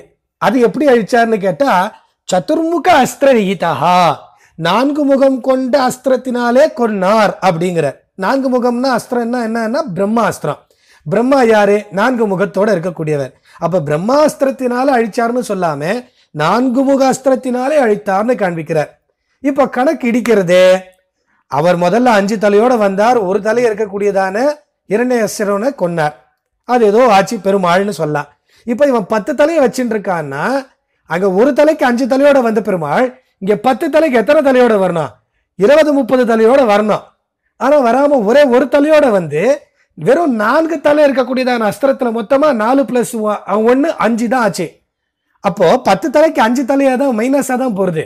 அப்படி எப்படி அழிச்சார் அப்படின்னு ஒரு கேள்வி வந்தா, இதுக்கு ஆச்சரியப்படுறதுக்கு ஒண்ணுமே இல்லை. துவத்து ஆகஹ அக்னினா, உன்னுடைய அபச்சாரம்ங்கிற நெருப்பினாலே அவன் பொசுக்கி ஏற்கனவே நடைப்பிணமாக இருக்கக்கூடியவன். அந்த நடைப்பிணத்தை அழிக்கிறதுக்கு என்னத்துக்கு இவர் பெருசா 10 தலை 20 தலை எடுத்துட்டு இவர் வரணும்? அவன் ஏதோ 10 தலையோட இருக்கிற பெரிய ராவணனா இருந்தா சரி, அவன் அழிக்கிறதுக்கு அவர் ஏற்கனவே இரண்யாசுரன் அழிக்கிறதுக்கு 5 தலையோட வந்தார். இப்ப இவன் 10 தலை இருக்கான 20-30 தலையோட வரலாம். ஆனா இவன் ஏற்கனவே உன்னுடைய பாவ அக்னினாலே, உன்னுடைய அபச்சார அக்னினாலே புசுக்கி நடைப்பிணமா தானே சுத்தின்னு இருக்கான். அப்ப அவனை கொல்றதுக்கு இவருடைய ஒரு தலையும் 4 தலை அஸ்திரமுமே போதுமானதுதான். அதனால இது ஆச்சரியப்படுறதுக்கு ஒண்ணுமே இல்லை அப்படின்னு ரொம்ப ரொம்ப சாமர்த்தியமாக அழகாக காண்பிக்கிறார் கவி. சப்தாஸ்வான்வயசாலினா தசரத பிராப்தோதயேனா பிதே நேத்ராபத்தி விவர்ஜிதேன கமலே முக்தத்விபேந்திரேன ச நிஸ்ஸங்க்யாஸ்வகுலோ ரதாயுதயுதோ நிஸ்ஸீம பத்திஷ்சடஹ தத்ரோஹாதர கணேய குஞ்சர கணோப்யஸ்தோ ரணே ராவணஹ. லக்ஷ்மி சகஸ்திரத்தில் 21வது ஸ்தபகத்தில் 21வது ஸ்லோகம். இங்கே ராமனுக்கும் ராவணனுக்கும் கம்பேரிசனை காண்பிக்கிற. அவனுடைய சேனைகள் எப்படி இருந்தது, அப்பேற்பட்ட சேனையை வச்சுட்டு இருந்தாலும் கூட ராமர் எப்படி ஜெயிச்சார் அப்படிங்கிறத காண்பிக்கிற. இங்க என்ன சொல்றாருன்னா, சப்த அஸ்வ அன்வயசாலினஹா, ராமன் கிட்ட வெறும் 7 குதிரை தான் இருந்ததாம். ஆனா ராவணன் கிட்ட எண்ணிலடங்காத குதிரைப்படை இருந்தது. பொதுவா நாம என்ன சொல்லுவோம், ரத கஜ துரக பதாதின்னு சொல்லுவோம். இங்க குதிரைப்படையை முதல்ல ஆரம்பிக்கிறார். குதிரைப்படைகள் வெறும் 7 தான். அது என்ன 7 அப்படின்னு கேட்டா, சூரியன் வந்து சப்த அஸ்வசாரதி அப்படின்னு சொல்லுவார். 7 குதிரைகளை வச்சுட்டு போகக்கூடியவர் தான் சூரியன். இவர் சூரிய வம்சத்தவராச்சு இல்லையா, அதனால இவர் 7 தான் வச்சுட்டு இருக்காருன்னு அர்த்தம் அப்படிங்கிற. அப்ப இவர்கிட்ட வெறும் 7 குதிரைப்படை தான் இருக்கு. ஆனா ராவணன் கிட்ட எண்ணிலடங்கா குதிரைப்படை இருக்கு. சரி, அடுத்தது இவர்கிட்ட தசரத பிராப்த உதயே, தசரதன், இது 10 திக்கிற தேர்ப்படை. தசரதனுக்கு ஏன் பேரு தசரதன்னு பேர் வச்சான்னா, 10 திக்குலையும் தசசு திக்ஷு ரத அதிபதினு அவன் பேரு. 10 திக்குலையும் தேரை ஓட்டக்கூடிய சாமர்த்தியம் அவருக்கு இருக்கா. கிழக்கு மேற்கு வடகிழக்கு வடமேற்கு தென்மேற்கு இப்படி இப்படின்னு இப்போ 8 திக்கு போயிடலாம். பாதாள லோகத்துக்கு அது ஒரு 9வது திக்கு, அதுக்கப்புறம் மேல சொர்க்கலோகத்துக்கு 10வது திக்கு. இந்த 2 லோகத்துக்கும் மற்ற யாராலையும் போக முடியாது, இவனால மட்டும்தான் போக முடியும். அதனால்தான் இவனுக்கு தசரதன்னு பேரு. அப்போ ராவன் கிட்ட எத்தனை தேர்ப்படை இருக்கு? வெறும் 10. ஏன்னா தசரதனுடைய பிள்ளையாச்சே, அப்ப இவருட்டி 10 தேர்ப்படை தான் இருக்கு. ஆனா இவன்கிட்ட ராவணன் கிட்ட எவ்வளவு இருக்குன்னா 10,000 தேர்ப்படை இருக்கான். அடுத்தது ராமன் கிட்ட நிஸ்ஸங்கிய அஸ்வகுலஹ, அதாவது இவர் வந்து குதிரையே இல்லை, இவர்கிட்ட குதிரைப்படைங்கிறதே கிடையாது. இங்க குதிரைப்படைங்கிறது அதே மாதிரி இங்க காலாட்படைன்னு சொல்லுவோம், முக்த திபேந்திரஹா அப்படின்னு. இவர்கிட்ட யானைங்கிறது இல்லவே இல்லை. ஆனா இதுக்கு இந்த யானை இல்லைங்கிறது இன்னொரு அர்த்தத்துல எப்படி சொல்றாருன்னா, ராமன் கஜேந்திரன்ற யானைக்கு மோட்சத்தை கொடுத்தவன். அது ஏற்கனவே என்ன ஆச்சு, அந்த கஜேந்திரன் காலை வந்து முதல்ல பிடிச்சி காலை கடிச்சு வச்சுடுத்து. காலை கடிச்சு வச்சதுனால அது எப்படி இங்க போருக்கு இப்போ வர முடியும்? இருந்த ஒரு யானை தான், அந்த யானையும் காலில் அடிபட்டு ஹேண்டிகேப்பா இப்போ ஹாஸ்பிட்டலில் படுத்துட்டு இருக்கு. அப்போ இது எப்படி இங்க ராமர் கூட போருக்கு வர முடியும்? அப்போ யானை படை ராமர் கிட்ட 0. ஆனா அவன்கிட்ட எண்ணிலடங்காத அகணேத குஞ்சர கணஹா, எண்ணிலடங்காத யானை கூட்டத்தை அவன் வச்சுட்டு இருக்கக்கூடியவன். ரத்த அயுத்த யுத்தஹா, 10,000 தேர்களோடு கூடியவன் அவன். நிசீம பத்திஷ்சட்டஹா, எல்லையில்லாத காலாட்படையை வச்சுட்டு இருக்கக்கூடியவன் ராவணன். இப்படி இவரோ ஆபத்தி விவர்ஜித்தேன, ஆபத்துக்களே இல்லாதவர்னு. இன்னொன்னு பத்தின்னா காலாட்படைன்னு அர்த்தம். காலாட்படையே இல்லாதவர் ராமன். இப்படி காலாட்படை இல்ல, 10 தேர் தான் வச்சுட்டு இருக்கார், 7 குதிரை படை தான் வச்சுட்டு இருக்கார். இப்படி எதுவுமே இல்லாத இவர் இவ்வளோ இருக்கிறவனை எப்படி ஜெயிச்சார், ராவணனை எப்படி ஜெயிச்சார் அப்படின்னு கேட்டா ஒன்னே ஒண்ணுதான், அது துரோஹாத். உனக்கு ராவணன் பண்ணினானே துரோகம், அந்த துரோகத்தின் காரணமாக அவன் போர்ல அஸ்தஹா தள்ளப்பட்டான். அப்படி இல்லைன்னா ராமர் இத்தினோண்டு சேனைகளை வச்சுட்டு அவர் பண்ணிருக்க முடியுமா? வாய்ப்பே இல்லை. அப்படின்ட்டு தாயாரனுடைய சாநித்தியத்தை ரொம்ப பெருசா காண்பிக்கிறார். ராமாவதாரத்துல தாயாரனுடைய இருப்பு அதிகமா இருந்ததுனால தான் ராமன் ஜெயிச்சார், எல்லாம் பண்ணினார் அப்படின்னு பின்னாடி இன்னொரு ஸ்லோகத்துல சொல்ல போறார். மொத்தமும் இவ்வளவு பெரிய ஆச்சரியமான விஷயங்களை அவர் பண்ணதுக்கு காரணமே நீ உன்னாலதான், இல்லைன்னா ராமனுக்கு ஏது அப்படின்னு சுலபமா சொல்லிட்டார்.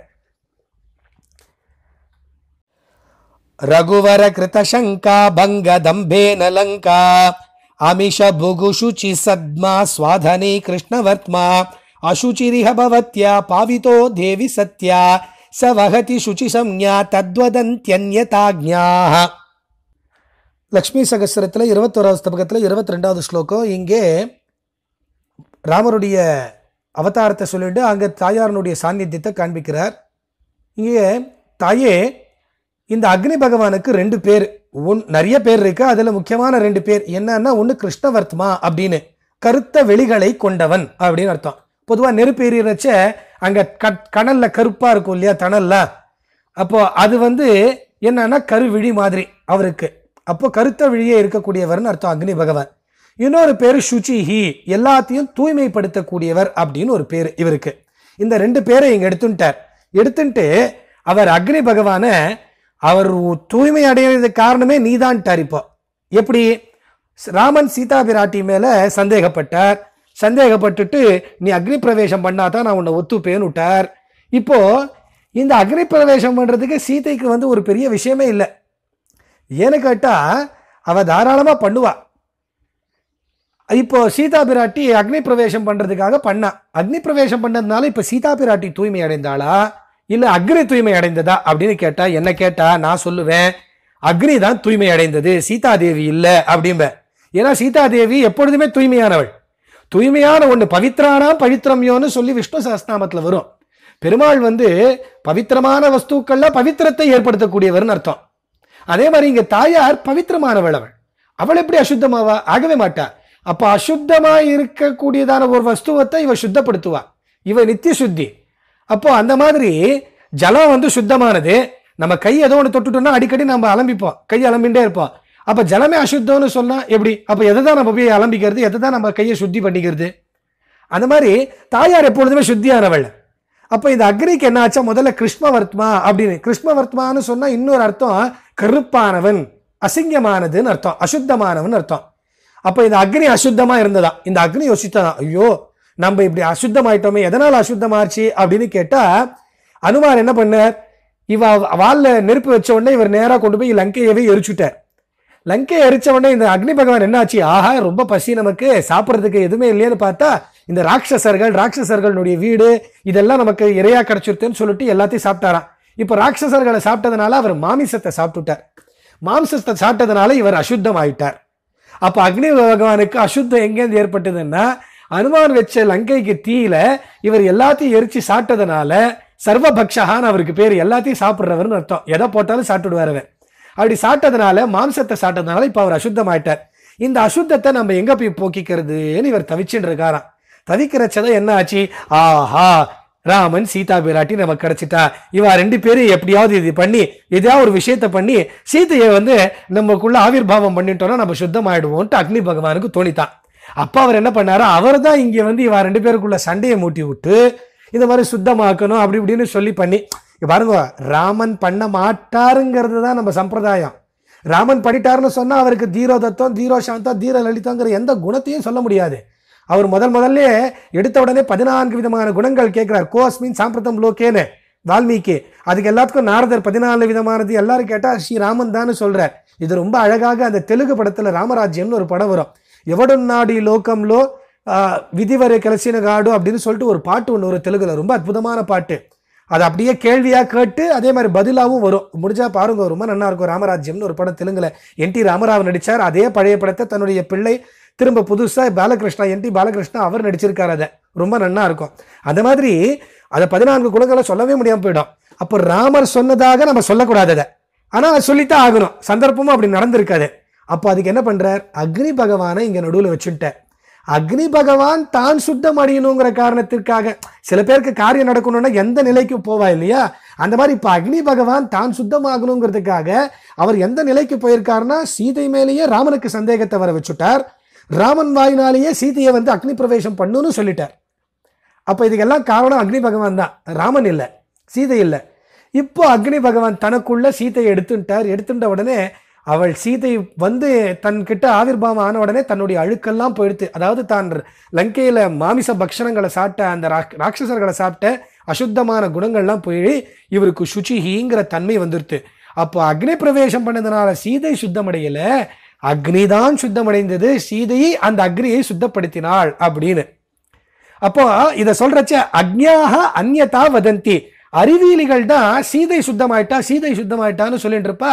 புத்திசாலியா இருக்கிறவ அக்னி சுத்தமாயிட்டான் தான் சொல்லுவா தவிர சீதை சுத்தமாட்டான்னு சொல்லவே மாட்டா அப்படின்னு இந்த ஸ்லோகத்துல கவி தாத்பரியமா காண்பிக்கிறார். அப்போ அக்னி பிரவேசம் பண்ணதுனால அக்னி சுத்தம் அடைஞ்சதே தவிர சீதை நித்திய சுத்தியா இருந்து அந்த அக்னியை சுத்தப்படுத்தினாள் அப்படின்னு கவினுடைய தாத்பரியம். அகண்டம் கோதண்டம் பிரபுரதலயத் கண்டபரசோஹ அக்ருண்ணாத்ராமஸ்ய பிரசபமபி சாகண்டபரசோஹ அபத்னாதப்யம்போ நிதிமத தசக்ரீவமவதீன் மகாச்சர்யாச்சர்யாஸ்த்வயி கிருததியோ ஸ்யாம்பசுகராஹ. லக்ஷ்மி சகஸ்ரத்தில் 21வது ஸ்தபகத்தில் 23வது ஸ்லோகம். தனுர்பங்கம், கர்வபங்கம், சேது பந்தம், ராவணவதம் இதெல்லாமே உன்னை மனசுல வச்சுருந்ததுனால்தான் ராமருக்கு சுலபமாச்சு அப்படிங்கிற. தாயே, இந்த ராமனானவர் என்ன பண்ணார், கண்ட பரசோஹோ அகண்டம் கோதண்டம் அதலயத்து, சிவனுடைய அந்த தனுஷை, ரொம்ப பெரிய தனுஷு, சாதாரணமான தனுஷானா சின்னது கிடையாது, ரொம்ப பெருசு சிவன் தனுஷு, அந்த தனுஷை அவர் ஒடிச்சு போட்டார். அது எதனால நடந்தது அப்படின்னா, உன்னை கல்யாணம் பண்ணிக்கணும்னு உன்னை மனசுல வச்சுட்டு இருந்த காரணத்தினால அது நடந்தது. அப்போ நீ அவர் மனசுல இருந்ததுனால அது சுலபமாச்சு அவருக்கு. ரெண்டாவது, அகுண்ட பரசோஹோ ராமஸ்ய கோதண்டமபி பிரசபம் அகிருண்ணாத், தன்னுடைய கோடரியை வச்சுண்டு கையில ஒரு விஷ்ணு தனுஷை வச்சுண்டு வந்த பரசுராமருக்கு முன்னாடி அவருடைய கர்வத்தை அழித்து அவர்கிட்ட இருந்த அந்த விஷ்ணு தனுஷையை அவர் எடுத்துட்டார். இது எப்படி நடந்தது அப்படின்னா, நீ பக்கத்துல இருந்த, கல்யாணம் ஆயிட்டு அப்பதான் உன்னை பிறந்தாத்துக்கு அவர் அழிச்சுட்டு வந்துட்டு இருக்கார், புக்காத்துக்கு அழிச்சுட்டு வர்றச்ச எய்தாப்புல இவர் ரொம்ப ஓவரா ஆர்ப்பாட்டம் பண்ணார். ஆர்ப்பாட்டம் பண்றச்ச அவரையும் அதை ஒடுக்கி, அவர் கர்வத்தை ஒடுக்கி, நீ பயப்பட்டுருவியோ, உனக்கு ஏதாவது ஆயிடுமோ, நீ கவலைப்பட போறியோன்னு உன்னுடைய கவலையை போக்குறதுக்காக அந்த காரியம் அவருக்கு ரொம்ப சுலபமா நடந்தது. இல்லைன்னா அதுவும் கஷ்டம்தான் பரசுராமருக்கு முன்னாடி. ஏன்னா 21 தலைமுறையா இருக்கக்கூடிய அரசர்கள் எல்லாத்தையும் ஒண்ணும் இல்லாம ஆக்கி அவர் வந்துட்டு இருக்கவர். ராமனுக்கு என்ன மாத்திரம் அவரை தாக்கியிருக்கலாம், ஆனா நீ பக்கத்துல இருந்ததுனால அவருக்கு அது சுலபமா போச்சு. அடுத்தது, உத்காம் நிதிம் அப்பி அபத்னாத், சேது சமுத்திரத்தை கட்டினார், சேதுவை கட்டினார் சமுத்திரத்துல. அதுவும் எதனால, உன்னை சீக்கிரமா பார்க்கணும், உன்னை மனசுலயே எத்தனை நாள் பார்த்துட்டு இருக்கிறது நேர்ல பார்க்கணுங்கிறதுக்காக உன்னை நினைச்சுட்டு இருந்ததுனால அந்த சேதுவை கட்டுறது கூட அவருக்கு சுலபமா போச்சு. அது மட்டுமா, தசக்ரீவம் அவதீத், ராவணன் எவ்வளவு பெரிய சேனைகள் எல்லாம் வச்சுட்டு இருந்தான். அப்பேற்பட்ட ராவணனை, 10 தலை உடையவனை, பிரம்மா கிட்ட வரம் வாங்கினவனை ராமர் கொன்னார்னு சொன்னா அது ஆச்சரியமான விஷயமா? ஆச்சரியமான விஷயமே கிடையாது, மகா ஆச்சரியமே கிடையாது. அது ஏன்னு கேட்டா, எல்லாம் கிருத தியாக தொய், உன்னிடத்துல அவர் தன்னுடைய மனசை செலுத்தினார் ராமன். அதனால அவருக்கு அதெல்லாம் சுகராகா, ரொம்ப எளிமையாக மாறி போச்சு. இல்லைன்னா துஷ்கராகா, கஷ்டமா தான் ஆயிருக்கும் இந்த ராமனுக்கு எல்லா விஷயங்களுமே அப்படின்னு. அப்ப யோசிச்சு பாருங்க, ராமன் பலசாலி பராக்கிரமன் அது இதுனாலும் கூட அது எல்லாமே தாயாருடைய சாநித்தியத்தினாலதான். தாயார் இல்லைன்னா ஒண்ணுமே இல்லை அப்படின்னு. அப்போ அதுதான் புருஷாளுக்கு என்னைக்குமே பொம்பநாட்டி இல்லைன்னா ஒண்ணுமே இல்லை. அதனால தான் புருஷா எல்லாமே கல்யாணத்துக்கு அப்புறம் அவ ரொம்ப பெரிய நிலைக்கு போறதோ, உன்னதமான ஸ்தானத்தை அடையிறதோ எல்லாமே கல்யாணத்துக்கு அப்புறம் நடக்கிறது. சில பேர் விஷயங்கள்ல வேற வேறையா இருக்கலாம். ஆனா பொதுவா ஒரு ஆண் வெற்றி பெறுகிறான்னு சொன்னா கட்டாயம் பொண்ணு இருக்கத்தான் செய்வா, இல்லாம இருக்கவே மாட்டா. ஆனா பொண்ணுக்கு வெற்றி பெறான்னு சொன்னா அவ ஃபேமிலியே கூட இருக்கும். ஏன்னா பசங்களும் ஒத்துழைக்கணும், ஆத்துக்காரர் ஒத்துழைக்கணும், மாமனார் மாமியார் ஒத்துழைக்கணும், சமூகம் ஒத்துழைக்கணும். இத்தனை பேர் இருந்தா தான் ஒரு பொண்ணுனால ஜெயிக்க முடியும். ஆனா ஒரு புருஷனால ஜெயிக்கணும்னு சொன்னா ஒரு பொம்மநாட்டி ஆத்துக்காரி ஒத்துழைச்சாலே போறோம், வேற யாரும் ஒத்துழைக்க வேண்டாம். அப்போ அத்தனை கஷ்டம் பொம்மநாட்டிகள் ஜெயிக்கணும்னு சொன்னா அத்தனை பேருடைய ஒரு சப்போர்ட் இருந்தா தான் முடியும். அதைத்தான் இங்கே காண்பிக்கிறார். உனக்கு தாயாருடைய பலம் இருந்ததை நீ ஜெயிச்சுட்ட பாராமா, உனக்கு என்னப்பா சுலபம் அப்படிங்கிற. எங்களுக்கு எத்தனையுமே இல்லை, இந்த சம்சாரத்தில் நாங்கள் உழண்டு இருக்கோம், கஷ்டப்பட்டு இருக்கோம் அப்படிங்கிறதையும் நம்ம எடுத்துக்க வேண்டியதுதான். சங்கல்பதஸ்தவ சமீர சுதேஹி சீதே ஷீதோ பபூவதக நிச்சித மேதமானஹ மாதர் ஜகத் பிரம நிவத்தி கிருதே விஷந்தியா ஷீத குதஸ்ஸ ந பவேத் த்வயி தேவி சாக்ஷாத். லக்ஷ்மி சகஸ்ரத்தில் 21வது ஸ்தபகத்தில் 24வது ஸ்லோகம். இங்கே மகாலட்சுமி தாயாருடைய சாநித்தியத்தை காண்பிக்கிறார் ராமாவதாரத்தில். தாயே, இந்த வாயுகுமாரன் சமீர சுத்தகான வாயுகுமாரன் அர்த்தம். இந்த அனுமாரனுடைய வால்ல நெருப்பை வச்சுட்டா, அந்த நெருப்பு வளர்ந்துட்டே இருக்கு. அந்த நெருப்பை நீ என்ன பண்ண? ஷீதோ பவத மாருதா அப்படின்னு சொன்ன, ஷீதோ பவ அனுமதா அப்படின்னு நீ சொன்ன. வெறும் சங்கல்பத்துல தான் நீ பண்ண, அது அவ்வளவுதான். நீ பெருசா மந்திர பிரயோகம் எல்லாம் பண்ணி ஜலத்தை எல்லாம் தெளிச்சு தும் அப்படின்னு போ, இந்த நெருப்பே நீ அணைஞ்சு போ அப்படின்னு கட்டளை இடல. நெருப்பே நீ பண்ணல, உன்னை அவ்வளவுதான் நான் பார்த்துக்கோ அப்படின்னு நீ மிரட்டல. நெருப்ப நீ ரொம்ப கெஞ்சி கேட்கல. நெருப்பே தயவு செஞ்சு அவருக்கு குளிர்ச்சியா போயிடு அப்படின்னு நீ கெஞ்சல நெருப்பு கிட்ட. வெறும் உன் சங்கல்பத்தினாலே ஷீதோ பவ ஹனுமதா, அனுமானுக்கு அந்த நெருப்பானது குளிர்ச்சியாக ஆகட்டும் அப்படின்னு நீ ஒரு சங்கல்பம் பண்ணிட்ட, அவ்வளவுதான். அந்த சங்கல்ப விசேஷத்தினாலேயே அந்த நெருப்பானது ஹனுமானுக்கு குளிர்ச்சியா மாறிடுச்சு. அப்படி இருக்கிறச்ச சாட்சாத் நீயே ராமன் சொன்னார்ங்கிறதுக்காக அக்னி பிரவேசம் பண்ணும் பொழுது அந்த நெருப்பு உன்னை சுட்டுடுமா என்ன? ஷீதஹா குதஹா நபவேத், அது என்ன உனக்கு குளிர்ச்சி இல்லாம போயிடுமா அப்படின்னு கேட்கிறார் கவி. அப்போ நீ சங்கல்பம் பண்ணின்றதுனால அனுமானுக்கு எங்கேயோ இருந்த அனுமான், நீ எங்கேயோ இருந்த. அப்படி இருக்கிற அனுமானுக்கே அந்த நெருப்பு குளிர்ச்சியா தந்தது அப்படின்னு சொன்னா சாட்சாத் நீயே அந்த நெருப்புல விழற அப்படின்னு சொல்லும் பொழுது எதுக்காக நீ விழற? ஜெகத் பிரம நிவத்தி கிருத்தே, உலகத்துல இருக்கிறவா எல்லோருடைய பிரமத்தை போக்கணுங்கிறதுக்காக. என்ன பிரமம்? சீத்தை வெளியாத்துல இருந்தா அதனால அவ அபச்சாரப்பட்டிருப்பாள்ங்கிற பிரமத்தை போக்கணுங்கிறதுக்காக நீ நேரடியா அக்னி பிரவேசம் பண்ணும் பொழுது நெருப்பு ஒண்ணு எங்கேயாவது சுடுமா? அது உனக்கு குளிர்ச்சியத்தான் தரும் அப்படிங்கிறார் கவி. அப்போ இங்க சீதை ராமனுடைய அந்த ராமாவதாரத்துல அக்னி பிரவேசம் பண்றச்சு அக்னியாகவும் இருந்தாங்கிறது தான் இங்க காண்பிக்கிறார். நீலாம்பரோ ஹலதரோ நனுஹந்த பாஸ்வத் பூபேதனை கரசிக சுபசாலி விருத்திஹி ஷியாமா கலாபரதயேஷ விவருத்த மோஹோ போகி பபூவ புவனாம்ப தவ பிரசாதாத். லக்ஷ்மி சகஸ்திரத்தில் 21வது ஸ்தபகத்தில் 25வது ஸ்லோகம் இங்கே பலராம அவதாரத்தை காண்பிக்கிறார். இங்கே இந்த ஸ்லோகத்தை ஒரு ஏழை ஒருவனுக்கும் தாயார் அனுகிரகம் பண்றா, ஒரு பெரிய அரசனுக்கும் தாயார் அனுகிரகம் பண்றா. ரெண்டு பேரும் சந்தோஷத்தை அடைகிறார்கள் தாயாருடைய அனுகிரகத்தினாலேங்கிறத ரெண்டு பேர் வெர்ஷன்லையும் ஒரே வார்த்தைகளை வச்சு சிலேடையா காண்பிக்கிறார் கவி.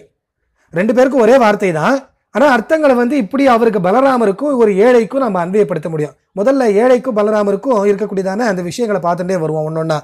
தாயே புவனாம்ப நீலாம்பரஹா, ஒரு ஏழையானவன் என்ன அப்படின்னா நீலாம்பரம், நீலம்னா கருப்புன்னு அர்த்தம். நீலாம்பரம் அவன் கருத்த ஆடை, அழுக்குனால கருப்பா இருக்குமா அந்த ஆடை, அதை உடுத்தின்னு இருக்கான் ஒரு ஏழை. இவர் பலராமர் என்னன்னா நீலாம்பரஹா, ஏன்னா நீலவண்ண பட்டை உடுத்தின்னு இருப்பாராம். ஏன்னா அவர் வெள்ளை வெள்ளையன்னு இருப்பாராம் பலராமர். அந்த வெண்மை நிறத்தை மேலும் அதிகப்படியா காண்பிக்கிறதுக்காக பொதுவா நீல நிறத்தை உடுத்திக்கிறதுன்னு வச்சிருப்பா, அதை உடுத்தின்னு இருக்கார். அப்போ இந்த ஏழை கருப்பா அழுக்கா ஒரு ஆடையை உடுத்தின்னு இருக்கான், இவர் நீலவண்ண பட்டை உடுத்தின்னு இருக்கார். அடுத்தது இந்த ஏழை ஹலதரஹா, கலப்பைய கையில வச்சுட்டு இருப்பான். பலராமரும் ஹலதரஹா, ஹலாயுதத்தை ஒரு அழகுக்காக கையில வச்சுட்டு இருக்கார். அதுக்கப்புறம் இந்த ஏழை என்ன பண்றான்? பாஸ்வத்து பூ பேதன ஏக ரசிகா, சூரிய வெளிச்சம் படக்கூடியதான நிலத்தை எல்லாம், பாஸ்வத்துனா சூரியன், அவனுடைய வெளிச்சம் படக்கூடிய அந்த பூமியை பேதனஹா, நிலத்தை உடறது, பேதனம்னா அதை கனனப்படுத்துறது, பழக்கிறதுன்னு அர்த்தம். அதை உள்றதுலயே நாட்டமாக இருப்பா, அதுல சந்தோஷமா இருப்பா, ரசிகா அப்படின்னு. அது இவர் என்ன அப்படின்னா பாஸ்வத்து பூபேதன ஏக ரசிகா. பலராமர் என்ன அப்படின்னு கேட்டா சூரியனுடைய மகளான யமுனைய கலப்பையினாலேயே கிழிச்சு எடுத்துன்னு வந்தார் இல்லையா, அந்த சந்தர்ப்பத்தை காண்பிக்கிறார். அதுக்கப்புறம் இந்த ஏழை என்ன பண்ணுவான்? சுபசாலி விருத்திஹி, பூமியை புலந்தாச்சு, அதுல உழவு தொழிலை செஞ்சு நல்ல பயிர்களை எல்லாம் அவன் விளைவிப்பான். இவர் சுபசாலி விருத்தினா இப்படி இந்த யமுனையை இழுத்துன்னு எல்லா விதமான மங்கள காரியங்களையும் நடத்தி வச்சார். ஏன்னா அது யமுனை நதியே இல்லைங்கிறதுனால அது பிரவாகத்தை கொண்டு வச்சு எல்லாத்துக்கும் சந்தோஷத்தை ஏற்படுத்தும்படியா செய்தார். அதுக்கப்புறம் ஷியாமகா லாபரதா, இந்த ஏழை ஷியாமகா அப்படின்னு சொன்னா சாமை அப்படின்னு நம்ம சொல்லுவோம் இல்லையா, ஒரு அரிசி வகையில சாமை, குதிரைவாலி, மாப்பிள்ளை சம்பா இத்தியாதி இத்தியாதிகள்லாம் அந்த சாமை, அந்த வகையான ஒரு தானியத்தை விளைவிப்பதிலே ஆசை கொண்டவனாக இருப்பான். இவர் ஷியாமா கலா பரதா அப்படின்னு, ஷியாமா அங்க ஷியாமகா லாப ரதஹான்னு ஏழைக்கு காண்பித்தார். இங்கே ஷியாமா கலா பரதா. ஷியாமான்னு சொன்னா நடுத்தர வயதுல இருக்கக்கூடியதான பெண்ணுக்கு ஷியாமான்னு பேரு. அபலா, ஷியாமா, லதா அப்படின்லாம் பல பேர்களை சொல்லுவா. பெண்களை இந்த வயசுக்கு ஏற்ற மாதிரி பிரிப்பா. அதுல இந்த நடுத்தர வயதான ஷியாமாங்கிற பெண்ணோட சம்போகத்தை, அதாவது சேர்க்கையை விரும்பக்கூடியவர் பலராமன். அதுக்கப்புறம் விவருத்த மோகா, இப்போ இந்த தானிய வகையெல்லாம் விளைவித்ததுனாலே ரொம்ப அறியாமை அதிகமாக வச்சுட்டு இருப்பான். இவனுக்கு பெருசா கல்வி ஞானம் இருக்காது இந்த ஏழைக்கு, அதனால அறியாமை அதிகமா இருக்கும். இங்க இவருக்கு பலராமருக்கு காண்பிக்கும் போது என்ன அப்படின்னா, விவருத்த மோகான்னா போதை வஸ்துக்களை சாப்பிட்றதுனால அதுல ஒரு மாதிரி போதையோடவே இருப்பார் அப்படின்னு. ஏன்னா பலராமர் கொஞ்சமா அந்த காலத்துல எல்லாம் இருந்தது ஆல்கஹால் இத்தியாதிகள்லாம் விஷயங்கள்லாம் சாப்பிட்றது, மாம்சம் சாப்பிட்றதுன்னு. அதனால இவர் கலவையிலே ஈடுபட்டு இந்த போதை வஸ்துக்களையும் எடுத்துட்டு இருந்தார். இப்படி ஏஷா தவ பிரசாதாத்து போகி பபுவ, இப்படிப்பட்ட ஒரு ஏழையானவள் உன்னுடைய அனுகிரகத்தினாலே போகியாக சுகமுள்ளவனாக ஆகிறான் அப்படிங்கிற இந்த இடத்துல என்ன அப்படின்னா, இப்பேற்பட்ட இந்த பலராமரானவர் போகி, போகின்னு சொன்னா பாம்புக்கு ஒரு பேர் உண்டு. அப்போ பலராமர் ஆதிசேஷனுடைய அவதாரம்னு நம்ம சொல்றது உண்டு. அப்போ ஆதிசேஷனுடைய அவதாரமாக பாம்பாக போகியாக தவ உன்னுடைய சுவாமியான பகவானுடைய பிரசாதாத்து அனுகிரகத்தினாலே பபுவ நல்ல விஷயங்களை இவர் பெறுகிறார் அப்படின்னு. அப்போ பலராமர் பெருமாளுடைய அனுகிரகத்தினாலே அம்சாவதாரமாக அவதாரம் பண்ணி பெருமாளுடைய அனுகிரகத்தை எல்லாம் பெறுகிறார், இந்த மாதிரியான சுகபோகங்களை எல்லாம் பெறுகிறார்னு மேல காண்பிச்சதை எல்லாம் காண்பிக்கிறார் இங்க. அப்ப தாயார் இங்க எங்க இருக்கா அப்படின்னு கேட்டா, பகவானுடைய சாநித்தியத்தின் மூலமாக இங்க இருக்கா. அவருக்கு அனுகிரகம் பண்றா பலராமருக்கு. அந்த அனுகிரகத்தின் மூலமாகத்தான் அவர் இப்படி சௌக்கியத்தோட இருக்காருன்னு காண்பிக்கிறார். அங்க பலராம அவதாரத்துல தாயாருடைய சாநித்தியம். ஷ்யாமா த்வமம்ப தயிதஸ்ச தவைவ கிருஷ்ணோ காங்கேய யோகமுதிதா சச ருக்மிணீஷः த்வம் ஸ்வாதுவாக் சச யுவா மதுரோதித ஸ்ரீஹி தாம்பத்யமேததனுரூபமதோ மிதோ வாம்.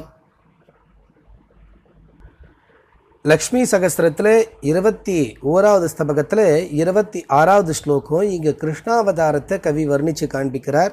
கிருஷ்ணாவதாரத்தில் எப்படி தாயார் இருந்தா அப்படிங்கிறது எல்லாத்தையும் இங்கே சுவாரஸ்யமாக காண்பிக்கிறார். அதாவது தாயே, இந்த ருக்மிணி ஸ்வரூபமாக இருக்கக்கூடிய உனக்கும் கிருஷ்ணனுக்கும் இந்த தாம்பத்தியம் அப்படிங்கிறது ரொம்ப பொருத்தமாக இருக்குது அப்படிங்கிறார். ஏன் அப்படின்னு கேட்டால், பொதுவாக இந்த தாம்பத்தியம்னா ஒத்து இருக்கணும் எல்லாத்துலேயும், எல்லா விஷயத்துலையும். என்ன எதெல்லாம் அப்படின்னு கேட்டால் நிறப்பொருத்தம். பொதுவாக நம்ம இன்றைக்கி ஜாதகத்தை பார்க்குறோன்னா அது இருக்கா இது இருக்கா, ரஜு பொருத்தம் இருக்கா, ராசி பொருத்தம் இருக்கா, வசிய பொருத்தம் இருக்கா, ஸ்திரீ பொருத்தம் என்னத்தையும் பார்க்குறோம். பொதுவாக இந்த பொருத்தங்கள் ரொம்ப முக்கியமாக இருக்கணும் தாம்பத்தியத்துக்கு. என்னென்ன நிறப்பொருத்தம், அது ஆத்துக்காரனுக்கும் ஆத்துக்காரிக்கும் 2 பேருக்கும் கலர் ஒன்றா இருக்கணும். அடுத்தது வயசு, ஒரு ஆணை காட்டிலும் பெண்ணுடைய வயசு கொஞ்சம் குறைச்சலாக இருக்கணும், சமமாக இருக்கக்கூடாது, மேலே இருக்கக்கூடாதுன்னு இருக்குது அந்த மாதிரி. அப்புறம் இந்த பண்பு அப்படிங்கிறது குணம், இது இப்படி எல்லாம் இருக்கணும், பொருத்தமாக இருக்கணும். இப்போ இப்படி பார்க்குறச்ச உனக்கும் பெருமாளுக்கும் வித்தியாசம் இருக்குது ஒரே ஒரு விஷயத்தில். என்னதில் அப்படின்னு பார்த்தா நிறப்பொருத்தம். நீ யாரு அப்படியே ஹிரண்யவர் நாம் ஹரிணீம் சுவர்ணரஜஸ்ரஜாம்னு நல்ல தங்க நிறத்தில் இருக்கக்கூடியவள். அவரோ ஷியாமா, ஒரே கருப்பாக இருக்கக்கூடியவர் அவர். ஆனால் உனக்கு ஒரு பேர் உண்டாச்சே, நிறைய நாமம், உனக்கு 1000 நாமா உண்டு. அந்த நாமாவில் ஒன்று ஷியாமா அப்படின்னு. ஷியாமா அப்படின்னு சொன்னால் கருப்பாக இருக்கக்கூடியவள்னு அர்த்தம். இன்னொன்று, ஒரு இந்த நடு யௌவன பருவத்தில் இருக்கக்கூடிய பெண்ணுக்கு ஷியாமா அப்படின்னு சொல்லுவாள். அப்போது நடு யௌவன பருவத்தில் இருக்கிறதுனாலேயும் நீ ஷியாமா அப்படிங்கிற பேரோடு இருக்க, இன்னொன்று கருப்பாக இருக்க அப்படின்னு, அதனாலேயும் அந்த ஷியாமாங்கிறதுக்கு அர்த்தம். இப்படி 2மே ஒட்டி வருது. அப்போது உங்கள் 2 பேருக்குமே எல்லா விதமான பரஸ்பரமான ஒரு ஒப்புமை இருக்குது அப்படிங்கிறத இங்கே காண்பிக்கிறார். அது மட்டும் இல்லை, காங்கேய யோக முதிதாக, காங்கேய யோக முதிதா அப்படின்னு சொன்னால் பொண்ணு அப்படின்னு சொன்னால் ஸ்வர்ணம் சேர்ந்ததுனால மகிழ்ச்சியாக இருக்கக்கூடியவள். இன்னொன்று காங்கேயம் அப்படின்னு சொன்னால் அதுக்கு அர்த்தம் பீஷ்மர்னு அர்த்தம். பீஷ்மரோடு சேர்ந்து இருக்கக்கூடியதுனால எப்பொழுதும் மகிழ்ச்சி அடையக்கூடியவன் பெருமாள் அப்படின்னு இந்த கிருஷ்ணன். அதுக்கப்புறம் ஸ்வாதுவாக்கு அப்படின்னு சொன்னால் இனிமையான பேச்சை உடையவள் நீ. இந்த பெருமாளும் அதே மாதிரி தான், ஸ்வாதுவாக், எல்லா விதமான ஸ்வாது இனிமையான பேச்சை உடையவன். அப்புறம் மதுர உதித ஸ்ரீஹி, அவர் பெருமாள் மதுர ரொம்ப இனிமையான பேச்சை உடையவன். அப்புறம் மதுர உதித ஸ்ரீஹி, நீ மதுரையில் வளர்ந்தவள். இப்படி உங்க ரெண்டு பேருக்குமே பரஸ்பரமா பல விதங்களில் தாம்பத்தியம் பொருந்தி போகிறது அப்படிங்கிறாரு இங்க கவி. ராமானுஷங்க விஹ்ருதௌ ரச்சிதாபிலாஷம் மாதஸ்திரிலோச்சனஜிதம் பவதி மனோஜ்யம் பித்ரா சமான குணமாத்ம புவம் பிரசூய புஷ்பாயுதம் கமபி ருக்மணி லப்த ஹர்ஷா. லக்ஷ்மி சகஸ்ரத்தில் 21வது ஸ்தபகத்தில் 27வது ஸ்லோகம். இங்கே கிருஷ்ணாவதாரத்தை தான் காண்பிச்சுருக்கார். தாயே, நீ ருக்மிணியாக அவதாரம் பண்ணப்போ இந்த குழந்தை இருக்கானே, உங்கள் ரெண்டு பேருடைய குழந்தை யாரு? மன்மதன். அவன் யாராக அவதாரம் பண்ணினா அப்படின்னு சொன்னால் பிரத்யுன்னா அவதாரம் பண்ணினா அப்படிங்கிற. அப்போ பெருமாள் தாயார், அந்த பெருமாள் தாயார் இப்போ கிருஷ்ணன் ருக்மிணிங்கிற அவதாரத்தோடு இருக்கா. அந்த அவதார காலத்தில் அவளுடைய பிள்ளையான மன்மதன் இங்கே பிரத்யுன்னனாக அவதாரம் பண்ணினா. அதுக்கு 5 விதமான விஷயங்களை காண்பிக்கிறார். ரெண்டு பேருமே ராமானுஷங்க பிரீத்தகா, அதாவது ரெண்டு பேரும் ராமானுஷங்க, அதாவது ராமனுடன் கூட விளையாடுறதுல ஆசைப்பட்டவா அப்படின்னு. கிருஷ்ணன் பலராமன் தான். இங்கே இன்னொன்று ராமா அப்படின்னு சொன்னால் இன்பத்தை கொடுக்கக்கூடிய உன்னோடு கூட விளையாடுறதுல ஆசை கொண்டவன் இந்த மன்மதன் அப்படின்னு. அதாவது மன்மதன்னா இன்பத்தை ஆசை கொண்டவன் அர்த்தம். அப்போ அப்படி ரெண்டு பேருமே உன்னுடைய பிள்ளையாக மன்மதன் பிறந்தான் பிரத்யுன்னனாக. ரெண்டாவது திரிலோச்சன ஜெயக்காரர்கள், இவா ரெண்டு பேருமே. திரிலோச்சன் அப்படின்னு சொன்னால் 3 கண்களை உடையவனை ஜெயித்தவன் அர்த்தம். இன்னொன்று திரிலோச்சனகா அப்படின்னு சொன்னால் 3 உலகத்தில் இருக்கக்கூடியவர்களையும் ஜெயிக்கிறவர்கள்னு அர்த்தம். இதில் 2 அர்த்தம். ஒன்று, மன்மதன் என்ன பண்ணா, 3 கண்களை உடைய சிவனையே ஜெயித்தான், அதாவது அவனையே ஆட்கொண்டு அதுக்கப்புறம் அவனால் பஸ்மமாக்கப்பட்டான். அந்த மாதிரி பிரத்யுன்னனும் 3 உலகத்திலையும் போய் எல்லாரையும் ஜெயிச்சுட்டு வந்தான். அடுத்தது இவா ரெண்டு பேருமே மனோஜர்கள். மனோஜ்யா அப்படின்னு சொன்னால் மனசில் தோன்றக்கூடியவா. பிரத்யுன்னன் அவ்வளோ அழகாக இருப்பானா, எல்லாருடைய மனசுலேருந்து விட்டு பிரியாதவனாக இருப்பான் அப்படின்னு. அடுத்தது ரெண்டு பேருமே ஆத்மபூஹு. ஆத்மபூஹுன்னா ஒன்று இந்த ஆத்மாவிலேருந்து தோன்றக்கூடியதுன்னு அர்த்தம். ஆத்மபூன்னா அதாவது மனசுலேருந்து தோன்றக்கூடியது. இப்போ பத்மஜஹா அப்படின்லாம் சொல்லுவோம், தாமரையிலேருந்து தோன்றியவள் தாயார் அப்படின்னு. அந்த மாதிரி ஆத்மபூஹுன்னா பெருமாளுடைய ஆத்மாவிலிருந்து தோன்றியவன் யாரு? மன்மதன், சாக்ஷாத் மன்மதன். இந்த பிரத்யுன்னன்னு சொல்லக்கூடியவன் ஆத்மபூஹுன்னா பெருமாளுடைய ஆத்ம சாட்சியாக ஆத்மஸ்வரூபமாக தோன்றினவன் அப்படின்னு. அப்புறம் ரெண்டு பேருமே பஞ்சாயுதர்கள் அப்படின்னு அர்த்தம். ரெண்டு பேருக்கும் 5 விதமான ஆயுதங்கள் இருக்கும் அப்படின்னு. எது அப்படின்னு கேட்டால் சங்கு, சக்கரம், கதை, வில்லு, கத்தி, இந்த 5மே இருக்கும். அதை பாஞ்சஜன்யம், சுதர்சனம், கௌமோதகி, ஷாருங்கம், நந்தகம் அப்படிங்கிற பேரில் பஞ்சாயுதமாக எல்லாருக்கும் சொல்லுவார். ஆனால் இந்த மன்மதனுக்கு எப்படி அப்படின்னு கேட்டால் அரவிந்தோ, அசோகம், ஷூத்தோ, நவமல்லிகோ, நீலோத்பலம் அப்படின்னு சொல்லக்கூடியதான 5 விதமான பூக்களையே அவன் ஆயுதமாக வச்சுட்டு இருக்கக்கூடியவன். அவனும் பஞ்சபாணன், இவன் பஞ்சாயுதன், இவனும் பஞ்சாயுதன். அப்போ இப்படி எல்லா விதத்துலையும் ஒத்து போகிறது அப்படின்னு சொல்லி இந்த கிருஷ்ணாவதாரத்தில் இருக்கக்கூடியதான ஒரு விசேஷம். அது கூடவே தாயார் எப்படி அங்கே அன்வயிக்கிறார், அது கூடவே பிரத்யுன்னனையும் இங்கே காண்பிக்கிறார் கவி. கம்பீர கோவாஹி கிருதார்த்த கிளிப்த சம்பன்ன டீகாசுதி மஞ்சு சூக்திஹி கீதேவ கிருஷ்ணானன சௌரபக்ஞா தேயாசி மாத சுபயோக பாஜாம். லக்ஷ்மி சகஸ்ரத்தில் 21வது ஸ்தபகத்தில் 28வது ஸ்லோகம். தாயே, நீயும் பகவத்கீதையும் ஒன்று அப்படின்னு பகவத்கீதையை வந்து இங்கே வசதியாக காண்பிக்கிறார். பகவத்கீதையோடைய நீ வந்து கிருஷ்ணாவதார சமயத்தில் பகவத்கீதையாகவும் நீ இருந்த அப்படின்னு எப்படி அப்படின்னு கேட்டால் உங்கள் ரெண்டு பேருக்குமே கம்பீரமான பாவம் உடையவர்கள் நீங்கள் அப்படிங்கிறார். கம்பீர பாவத்தினால ஒற்றுமையை காண்பிக்கிறார். என்ன கீதைங்கிறது எப்பேற்பட்டது, ரொம்ப வசதியானது. அதில் முக்கியமாக ஸ்ரீ வைஷ்ணவர்கள் ரத்னத்ரயம் அப்படின்னு சொல்லுவா. கீதையை கட்டாயம் ஆசிச்சே ஆகணும். அது மட்டும் இல்லாமல் ஆதிசங்கர பகவத்பாதர் சொல்கிறது பகவத்கீதா கிஞ்சித் அதீதான்னு, எல்லாத்தையும் 18 படிக்கவே வேணாம்ப்பா, நான் வந்துட்டு அத்தனையும் படிக்க சொல்ல, கிஞ்சித் கொஞ்சமாவது படி போதும், அதுவே உன்னை உள்ளே இழுத்துண்டுரும் அப்படிம்பார். அந்த அளவுக்கு கீதைங்கிறது வசதியானது. அதனால தான் 3 மதத்தினுடைய முக்கியப்பட்டவர்கள் எல்லாருமே இந்த பகவத்கீதையை எடுத்துண்டா. ராமானுஜராகட்டும், ஆதிசங்கர பகவத்பாதாளாகட்டும், மத்வாச்சாரியராகட்டும் 3 பேருமே அதுக்கு பாஷ்யம் பண்ணித்தான் அதை வச்சுண்டு தான் இவருடைய வியாசருடைய பாதராயணருடைய சூத்திரங்களுக்கே வியாக்கியானத்தை சொல்றா. அந்த அளவுக்கு விசேஷமானது. அப்போ கம்பீர பாவம், தாயாரும் கம்பீரமாக இருக்கக்கூடியவள், கஜலட்சுமியாக இருக்கக்கூடியவள், அந்த மாதிரி பகவத்கீதையும் இருக்கு. அப்புறம் 2வது கிருத்தார்த்த கிளிப்த சம்பன்ன டீக்கர்கள் அப்படின்னு. கிருத்தார்த்த கிளிப்த அப்படின்னா தாயார் யார் யாரெல்லாம் தன்னை சரணடைகிறார்களோ அவர்களுக்கு எல்லா விதத்திலையும் சௌபாகியத்தை கொடுக்கக்கூடியவள். இங்கே டீக்கா அப்படிங்கிறச்ச 2 விதமான அர்த்தம் இருக்கு. ஒன்று என்ன அப்படின்னு கேட்டால் தாயார் தன்னை அடைந்தவர்களுக்கு எல்லா விதத்திலையும் சௌபாகியத்தை கொடுக்கக்கூடியவள்னு ஒரு அர்த்தம். இன்னொன்று அகீகிருத்த அர்த்த கிளிப்த சம்பன்ன டீக்கான்னு.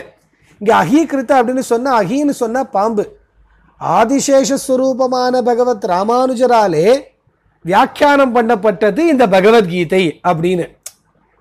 அந்த மாதிரி 2 பேருக்கும் ஒரு ஒப்புமை இருக்கு அப்படின்னு.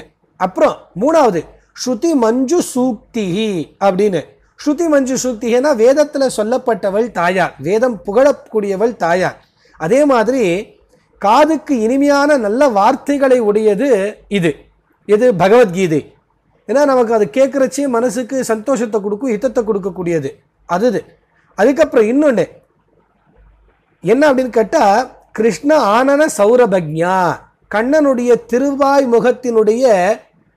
முகத்திலிருந்து மலர்ந்தது இந்த பகவத்கீதை, திருவாயிலிருந்து உதித்தது. அதே மாதிரி அது வந்து கண்ணனுடைய அந்த திருவாயினுடைய வாசனை தெரிஞ்சது அந்த பகவத்கீதை. அதே மாதிரி தாயாரும் கண்ணனுடைய திருவாயினுடைய வாசனையை தெரிஞ்சவள். ஏன்னா சும்பனம் பண்ணுறதுனால, முத்தம் கொடுக்கறதுனாலே அவனுடைய வாயுடைய அந்த நாற்றம் வாசனையை தெரிந்தவள் அவள். அதுவும் பகவத்கீதையும் அதே மாதிரி தான் வாயிலிருந்து வந்தது. அதுக்கப்புறம் 2மே சுபயோகம், சுபத்தை கொடுக்கக்கூடியது. சுபயோக பாஜாம், அதிர்ஷ்டத்தை கொடுக்கக்கூடியது. யார் யாரெல்லாம் தாயார் வந்து சேவிக்கிறாளோ அவளுக்கு அதிர்ஷ்டங்கள் கிடைக்கும். அதே மாதிரி யார் யாரெல்லாம் பகவத்கீதையை வாசிக்கிறாளோ அவளுக்கு அதிர்ஷ்டம் கட்டாயம் இருக்கும், இல்லாமல் இருக்காது அப்படின்னு. அப்போ பகவத்கீதையும் தாயாரும் 2 ஒன்று தான். அதனால் அதை விடாமல் வாசிக்கணும், குழந்தைகளுக்கு சொல்லிக் கொடுக்கணும் அப்படிங்கிறத கவி ரொம்ப சாமர்த்தியமாக நம் சம்பிரதாயத்துக்கு அனுசரித்து இங்கே அகீகிருத்த அர்த்த கிளிப்த சம்பன்னான்னு சொல்லி பகவத் ராமானுஜராலே பாஷ்யம் பண்ணப்பட்டது அந்த பகவத்கீதைங்கிறது இங்கே ரொம்ப ஏற்று காண்பிக்கிறார் கவி. கணமஹாநவநீத சுதாஸ்ருத விரஜ விபத்தி ஹரா ஹரிவல்லபே பிரபல பத்ர விகாச விதாயினி த்வமயசே நிஜவல்லபதுல்யதாம். லக்ஷ்மி சகஸ்ரத்தில் 21வது ஸ்தபகத்தில் 29வது ஸ்லோகம். இங்கே அந்த ருக்மிணிக்கும், அதாவது தாயாருக்கும் கிருஷ்ணருக்கும் இருக்கக்கூடியதான சம்பந்தத்தை காண்பித்து அவளுடைய சாநித்தியத்தை காண்பிக்கிறார். தாயே, நீயும் அந்த பெருமாளும் 2 பேருமே ஒரே மாதிரியாக இருக்கக்கூடியவா தான். எப்படி அப்படின்னு கேட்டால் வல்லபை அப்படின்னு அந்த வால்லபியத்தை இருக்கிறத காண்பிக்கிறார். தாயே, நீ நெருக்கமாக பல உற்சவங்களை வச்சுருக்க நீ அப்படிங்கிற. இங்கே கனமஹா அப்படின்னு சொன்னால், கனம் அப்படின்னு சொன்னால் நெருக்கமானது அப்படின்னு, மகா அப்படின்னா உற்சவங்கள்னு அர்த்தம். தாயாரான நீ பல உற்சவங்களை நெருக்கமாக வச்சுருக்க. அதே கிருஷ்ணனுக்கு அதை காண்பிக்கும் போது எப்படி சொல்கிறாருன்னா, கனமகான்னு சொன்னால் மேகம் போல வர்ணத்தை உடையவன் அவன் அப்படின்னு. அடுத்தது 2வது நவநீத ஹிருத். நீ வந்து வெண்ணெய் போன்ற ஹிருதயத்தை, ஹிருத்துன்னா ஹிருதயத்தை உடையவள், அவனோ நவநீத ஹிருத்து, வெண்ணையை திருடுபவன். அதுக்கப்புறம் ஆஸ்ரித விரஜ விபத்தி ஹரா, ஆஷ்ரித தன்னை யார் யாரெல்லாம் சரணடைகிறார்களோ அவர்களுடைய விபத்தை, அவர்களுடைய கெட்ட விஷயங்களை எல்லாம் நீ ஒண்ணுமில்லாம ஆக்கிடுவ. அதே மாதிரி அந்த பெருமாள் இருக்கான விரஜபூமியில எல்லா விதமான விபத்துக்களையும் போக்கக்கூடியவன் அப்படின்னு அர்த்தம். விரஜபூமி அப்படின்னு சொன்னா இந்த ஆனந்த கழிப்புற்று இருக்கக்கூடியதான இடம். அந்த சமயத்துல எல்லா விதமான கஷ்டங்களையும் போக்கக்கூடியவன். அதுக்கப்புறம் பிரபல பத்ர விகாச விதாயினி, ரொம்ப பிரபலமான மங்களமான விஷயங்களை, அதாவது மோட்சத்தை பண்ணுபவள் நீ. அவரோ பலபத்ரன் அப்படின்னு சொல்லக்கூடிய தன்னுடைய அண்ணனான அவருக்கு வளர்ச்சியை பண்ணுபவன், அவருக்கு ஏற்றத்தை கொடுப்பவன். அப்புறம் நிஜ வல்லப துல்யதா, நீ இப்படி உன்னுடைய வல்லபனான பெருமாளுக்கு சமமாகவே எல்லா விஷயத்தையும் இருந்துருக்க. அதாவது கிருஷ்ணனுக்கு துல்லியமாக நீ இருந்துருக்க. கிருஷ்ணாவதாரத்தில் அவனோடு கூட நீயும் எல்லா சமயத்திலும் இருந்துருக்க அப்படிங்கிறத இங்க காண்பிக்கிறார். பிராயோத்யானகரிய சாம் சுமனசா மாயா தமச்சேதினி த்வம் காஞ்சி மதுராவலக்ன சரணிக்ஷோபாதவந்தி ஜகதே சம்போகைஸ்வதசேஸ்ய தேவி ஜலதேருத்வீச்சி காஷீகரைः ஸ்வைரம் துவாரவதி புரே விஹரதே திருஷ்ணாய கிருஷ்ணாய தைः. லக்ஷ்மி சகஸ்திரத்தில் 21வது ஸ்தபகத்தில் 30வது ஸ்லோகம். அயோத்தியா மதுரா மாயா காஷி காஞ்சி அவந்திகா புரி துவாரவதி செய்வ சப்தைதாக முக்திதாயகாக அப்படின்னு சொல்லி 7 விதமான நகரங்கள் நம்ம பாரத தேசத்தில் மோட்சத்தை கொடுக்கக்கூடியது அப்படின்னு சொல்லியிருக்கா. அதில் அயோத்தியா மாயா அப்படிங்கிற இந்த 2 நகரத்தை முதல் வரியில் காண்பிக்கிறார். காஞ்சி அவந்திங்கிறத 2வது வரியில் காண்பிக்கிறார். காஷி அப்படிங்கிறத 3வது வரியில் காண்பிக்கிறார். துவாரவதி அப்படிங்கிறத கடைசி வரியில் காண்பிக்கிறார். இந்த 7ல் துவாரவதி அப்படிங்கிறதுக்கு மட்டும்தான் அப்படியே அர்த்தம் இருக்கிறபடியே இருக்கு. மற்றதுக்கெல்லாம் வேறு விதமான அர்த்தங்களை கவி காண்பிக்கிறார். இங்கே அயோத்தியான்றதுக்கோ காஞ்சிங்கிறதுக்கோ வேற அர்த்தங்களை காண்பிக்கிறார். காஞ்சினா காஞ்சிபுரம், இன்னொன்று காஞ்சின்னா இடுப்பில் கட்டிக்கிற ஒட்டியானத்துக்கும் அர்த்தம். அப்போ இங்கே அந்த ஒட்டியானங்கிற அர்த்தத்தை தான் காண்பிக்கிறார். ஆனால் இந்த துவாரவதிக்கு மட்டும்தான் அந்த நகரத்தை காண்பிக்கிறார். துவாரகா புரியில் இருக்கக்கூடியவன் அப்படின்னு. மற்றது எல்லாத்தையும் நகரமாக காண்பிக்காம வேற அர்த்தத்தில் காண்பிக்கிறார். எப்படி அப்படின்னா, தாயே ருக்மிணி தேவியே, உன்னை தியானம் பண்ணுறவாளுக்கு பண்டிதர்களுக்கு நீ மோட்சத்தை தரக்கூடியவள் அப்படின்னு. இப்போ இங்கே தியானகரியசாம் சுமனசாம் பிராயா அப்படின்னு காண்பிக்கிறார். அந்த பண்டிதர்களுக்கு மாயா அப்படிங்கிறது ஒரு நகரம். அந்த தமச்சேதினி, அந்த பண்டிதர்களுக்கெல்லாம் நீ என்ன பண்றேன்னா பிரகிருதி மாயை அப்படின்னு சொல்லக்கூடிய அந்த இருட்டை போக்கிடுற நீ அப்படிங்கிற. அடுத்தது காஞ்சி மதுரா அவலக்ன சரணிஹி, உன்னுடைய இடுப்புல இந்த மேக்கலை அப்படிங்கிறது இருக்கே, இடுப்பு ஒட்டியானோ, அது ரொம்ப அழகாக இருக்கு. அதுக்கப்புறம் க்ஷோபாத்து ஜகத்து அவந்தி, கலக்கத்தில், க்ஷோபா அப்படின்னு சொன்னா கலக்கம்னு அர்த்தம். கலக்கத்தில் யார் யாரெல்லாம் கலக்கத்தில் இருக்காளோ, அது யார் இருக்கானே இங்க ஜகத்து, உலகமே கலக்கத்தில் இருக்கா. அப்பேற்பட்ட அந்த உலகம் கலக்கத்துல இருந்து அவந்தி காப்பாற்றக்கூடியவள் நீ அப்படின்னு. இங்க அவந்திங்கிறது ஒரு நகரம், 7 மோட்சத்துல நகரத்துல. ஆனா அது அவந்திங்கிறது இங்க நீ காக்கக்கூடியவள்ன்ற அர்த்தத்துல உபயோகப்படுத்துற. அப்பேற்பட்ட நீ ஜலதேகே, கடல்ல, உத்வீச்சிகா சிகரே துவாரவதி புரே, இந்த கடல் அலைகள் எல்லாம் உயர எழும்பி எழும்பி வந்து அந்த அலைகளுடைய திவலைகள் எல்லாம் கொண்ட இந்த துவாரவதி நகரம் இருக்கே, அந்த நகரத்துல ஸ்வைரம் விஹரதே, தன் இஷ்டப்படி விளையாடக்கூடியவன் இருக்கானே, யாரு? கிருஷ்ணாய, அந்த கிருஷ்ணனுக்கு திருஷ்ணா ஆயாதைஹி சம்போகைஹி ஸ்வதசே ஸ்ம, அந்த கிருஷ்ணனுக்கு இச்சையினாலே சம்போகங்களை எல்லாம் கொடுத்து அவனை மகிழ்விக்க கூடியவள் நீ அப்படின்னு. அப்போ பண்டிதர்கள்னாலே தியானம் பண்ணி அவர்களுடைய அஜ்ஞானங்கிற இருட்டை போக்குபவள், இடுப்புல வந்து அழகான காஞ்சிங்கிற மேக்கலையை கட்டின் இருக்கக்கூடியவள், உலகத்தில் இருக்கக்கூடியவர்களுடைய கலக்கத்தை எல்லாம் நீக்கக்கூடியவள், கடல் அலைகளெல்லாம் மோதி அந்த அலை திவலைகள் எல்லாம் இருக்கக்கூடிய துவாரகா நகரத்தில் விளையாடக்கூடிய இந்த கிருஷ்ணனுக்கு சம்போகத்தின் மூலமாக சந்தோஷத்தை எல்லாம் கொடுக்கக்கூடியவள் நீ அப்படின்னு இங்கே கிருஷ்ணாவதாரத்தையும் அந்த கிருஷ்ணாவதாரத்தினோட கூட தாயாரனுடைய அவதார விசேஷங்களையும் காண்பிக்கிறார் கவி. ப்ளேச்சான் பயான கரவானபி மூர்ச்சயித்வா நிர்வாபயிஷ்யதி கலிம் ஹரிரத்வரம் ச கல்கி தமாம்சி பரிபாஸ்யதி பூசுராம்ஸ்ச பத்மே பவத்வச்சனா பல்லவிதானுகம்பஹா. லக்ஷ்மி சகஸ்திரத்தில் 21வது ஸ்தபகத்தில் 31வது ஸ்லோகம். இந்த இடத்துல கல்கி அவதாரத்தை காண்பிக்கிறார் கவி. கடைசி அவதாரம் தாயே, இந்த பகவான் அடுத்தது கல்கி அவதாரமாக அவதாரம் பண்ண போகிறார். அந்த கல்கி அவதார மூர்த்திக்கு கருணை அப்படிங்கிற ஒரு விஷயம் இருக்குது அப்படின்னா அது உன் பேச்சினால மட்டும்தான் வரும், இல்லைன்னா அவருக்கு கிடையவே கிடையாது. கருணையே இல்லாமல் எல்லாரையும் சம்ஹாரம் பண்ணே போயின்னு இருப்பார் அவர் அப்படிங்கிறார். அந்த கருணை வர்ற காரணத்தினால அவர் பண்ணக்கூடிய காரியங்கள் 6 அப்படிங்கிற உன் பேச்சினாலே, அதாவது இந்த இடத்துல தாயார் பேச்சு வாக்கு ரூபத்தில் இருக்கா அப்படின்னு காண்பிக்கிறார். கல்கியின் அவதாரத்தில் தாயார் வாக்கு ரூபத்தில் கருணை வடிவில் அவதாரம் பண்ண போறான்னு அர்த்தம். அந்த கருணையின் காரணமாக இவர் பண்ணக்கூடிய காரியங்கள் 6. என்னென்ன பண்ணுவார் அப்படின்னு சொன்னா, இந்த மிளேச்சானு அப்படின்னு மிளேச்சானு அப்படின்னு சொன்னா துருக்கர்கள், யவனர்கள் இப்படின்னு சொல்லக்கூடியவர்கள், இவா எல்லாரையும் மிளேச்சர்கள், இவா எல்லாரையும் மயக்க போறார், மோகிக்க வைக்க போறார் அவா எல்லாரையும். அதுக்கப்புறம் என்ன பண்ணுவார் 2வது அப்படின்னா வெற்றி முழக்கத்தை இடுவார். வெற்றி முழக்கம் சப்தம் கோஷம் போடுவார், வெற்றி முழக்கம் போடுவார். அதுக்கப்புறம் கலியுகத்தை முடிச்சு கட்டிடுவார். கலியுகமே இல்லாமல் கலியுகமே முடிச்சு போயிடும். ஏன்னா அவர் அவதாரம் பண்ணுற சமயமே அதுதான். அதை பண்ணி கலியுகத்தை அங்கேயே முடிச்சுட போறார் அவர் தான். அதுக்கப்புறம் 4வது யாகத்தில் இருக்கக்கூடியதான அந்த ஹோம பொருட்கள் எதெல்லாம் போடுறோமோ அது எல்லாத்தையும் அவர் தான் சாப்பிட போறார், நிர்வாபம் பண்ண போறார், ஒன்றும் இல்லாமல் ஆக்க போறாருன்னு அர்த்தம். ஏன்னா அவர் தான் அது எல்லாத்தையும் எடுத்துக்க போறார். அதுக்கப்புறம் எல்லா விதமான இருட்டையும் குடிச்சுட்டு இவர் ஒளியை கொடுக்க போறார் 5வது.